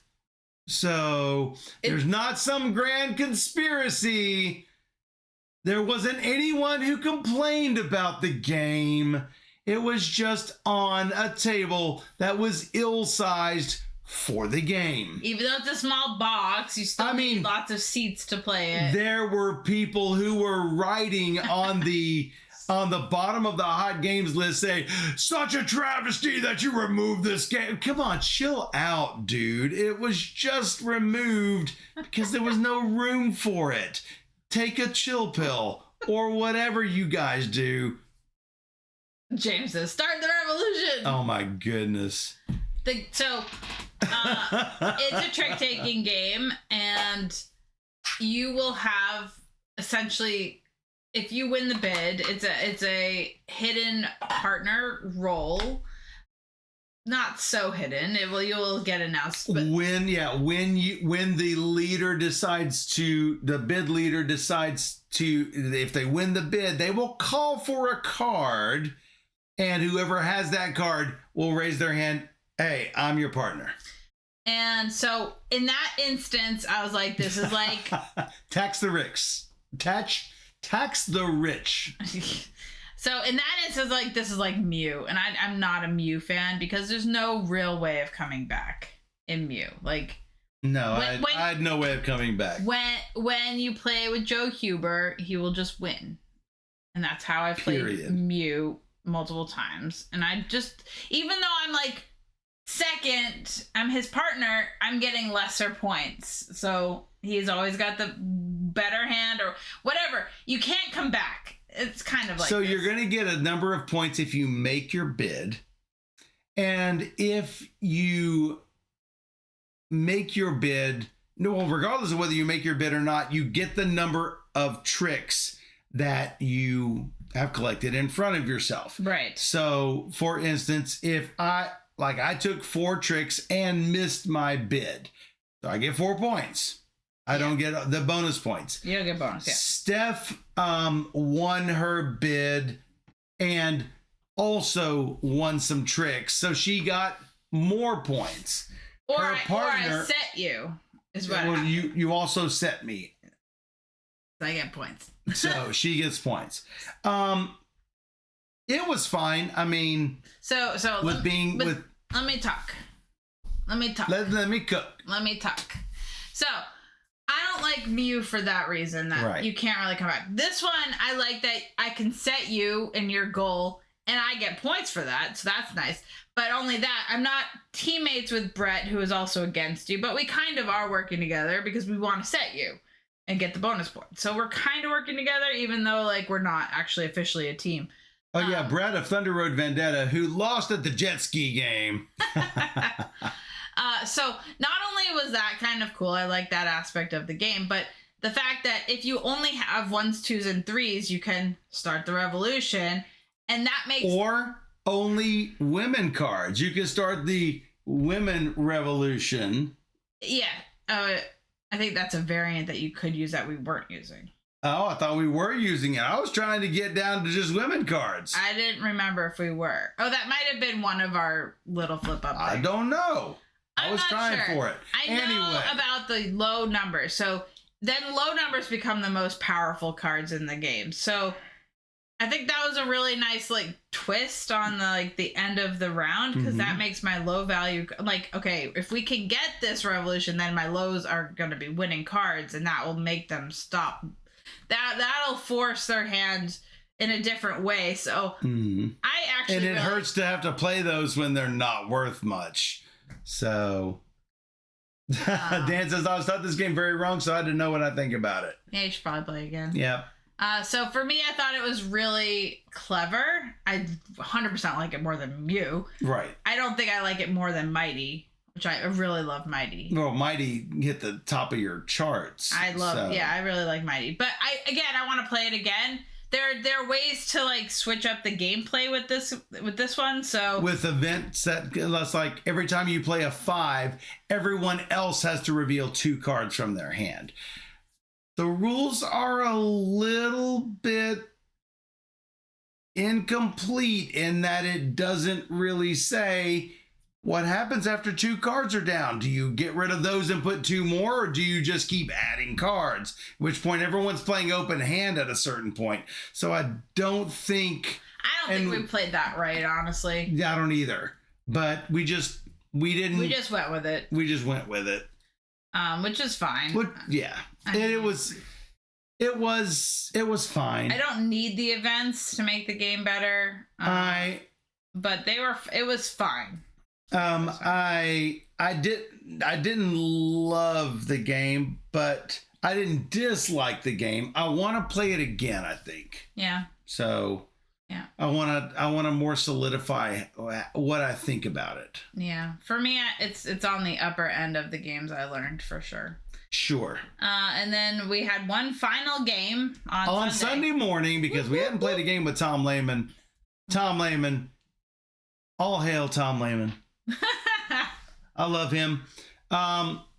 We played a game with him and Urine of Splatter. The Splatter games, and some more friends, and we played Meister Makatu. That's right. In Meister Makatu, and Dan was playing as well. In Meister Makatu, you are trying to not be the top of any of the 3 suits. In round 1, your first pass through the cards, you are going to take 1 point bad chips. In round 2, your second time through the cards of the cards you did not play the first time, you're going to take 2 point penalty chips. And the last time through your cards, which is the stuff you really didn't want to play the first 2 times, you were taking 3 point penalty chips. And I must have taken too many penalty chips in the first couple of rounds because I didn't take any after that and still did really poorly. I was like right around the middle of everyone. I had 8, but Euron only had 5 tokens. Yep. I had 11. Dan had 14. Bianca had 15. Here's the thing. If I play an 8 blue, I'm probably going to take blue unless someone in front of me plays also an 8, in which case they are going to take it. It was interesting. Yeah, this was one of my favorites, actually. I really heard that on the trip home. I know. I definitely need to figure out how to get a copy of this because I really liked it. I wish we played it sooner because I probably would have played it again. That's right. So for me, that was a big win. I really liked that. That was our big gathering experience. But a highlight was going to Canada to see our Canadian friends. That's right. I had a great time. We love you guys. Yeah, I love you guys. Ah. Yeah, Dan says it's pretty good. And Dan did teach it. Dan is one of the authorized rules teachers. That's right. So we do that every single year. So we're going to make Toronto either the Sunday before or the Sunday after. The Sunday, first Sunday or second Sunday, we will make it a thing. I would not be against making it a second Sunday, except the traffic on Monday is really, really bad. I like the first Sunday. I think that worked perfectly. Sure. So I had a great time. It's always so much fun. We are not sorry we missed a day. I don't consider it missing a day. We didn't miss a day. We got to play games all day. It was not missing It's not missing a day. We just got to see more than our 500 friends. We got to see our 510 friends. That's how I think of it. That's right. That's right. And now we have new friends like Chris and Aaron who don't come to the stream. That's right. Did they ever call him AA Ron? No. Inquiring minds want to know. So it was great. Y'all are great. Yep. Thanks for sticking with us for amazing time. All 4 hours of this. This is almost 4 hours. So if you enjoyed this weekly recap, which was a 10-day recap, and you want to see more just like it, come to YouTube. Just search for Board Gamer Stuff, and you'll see 2,100 videos of rules teaches, playthroughs, overviews, weekly recaps like this, and top 10 videos. Or even better, you can join us live with all these people on twitch.tv/BoardGamerStuff every Wednesday and Sunday evening at 5 p.m. Central and sometimes Eastern when we start early, where we bring you 3 games or more every single stream. So come join us on Twitch, where hopefully I can get my voice back and we play all the games. And for those on Twitch, we'll be right back.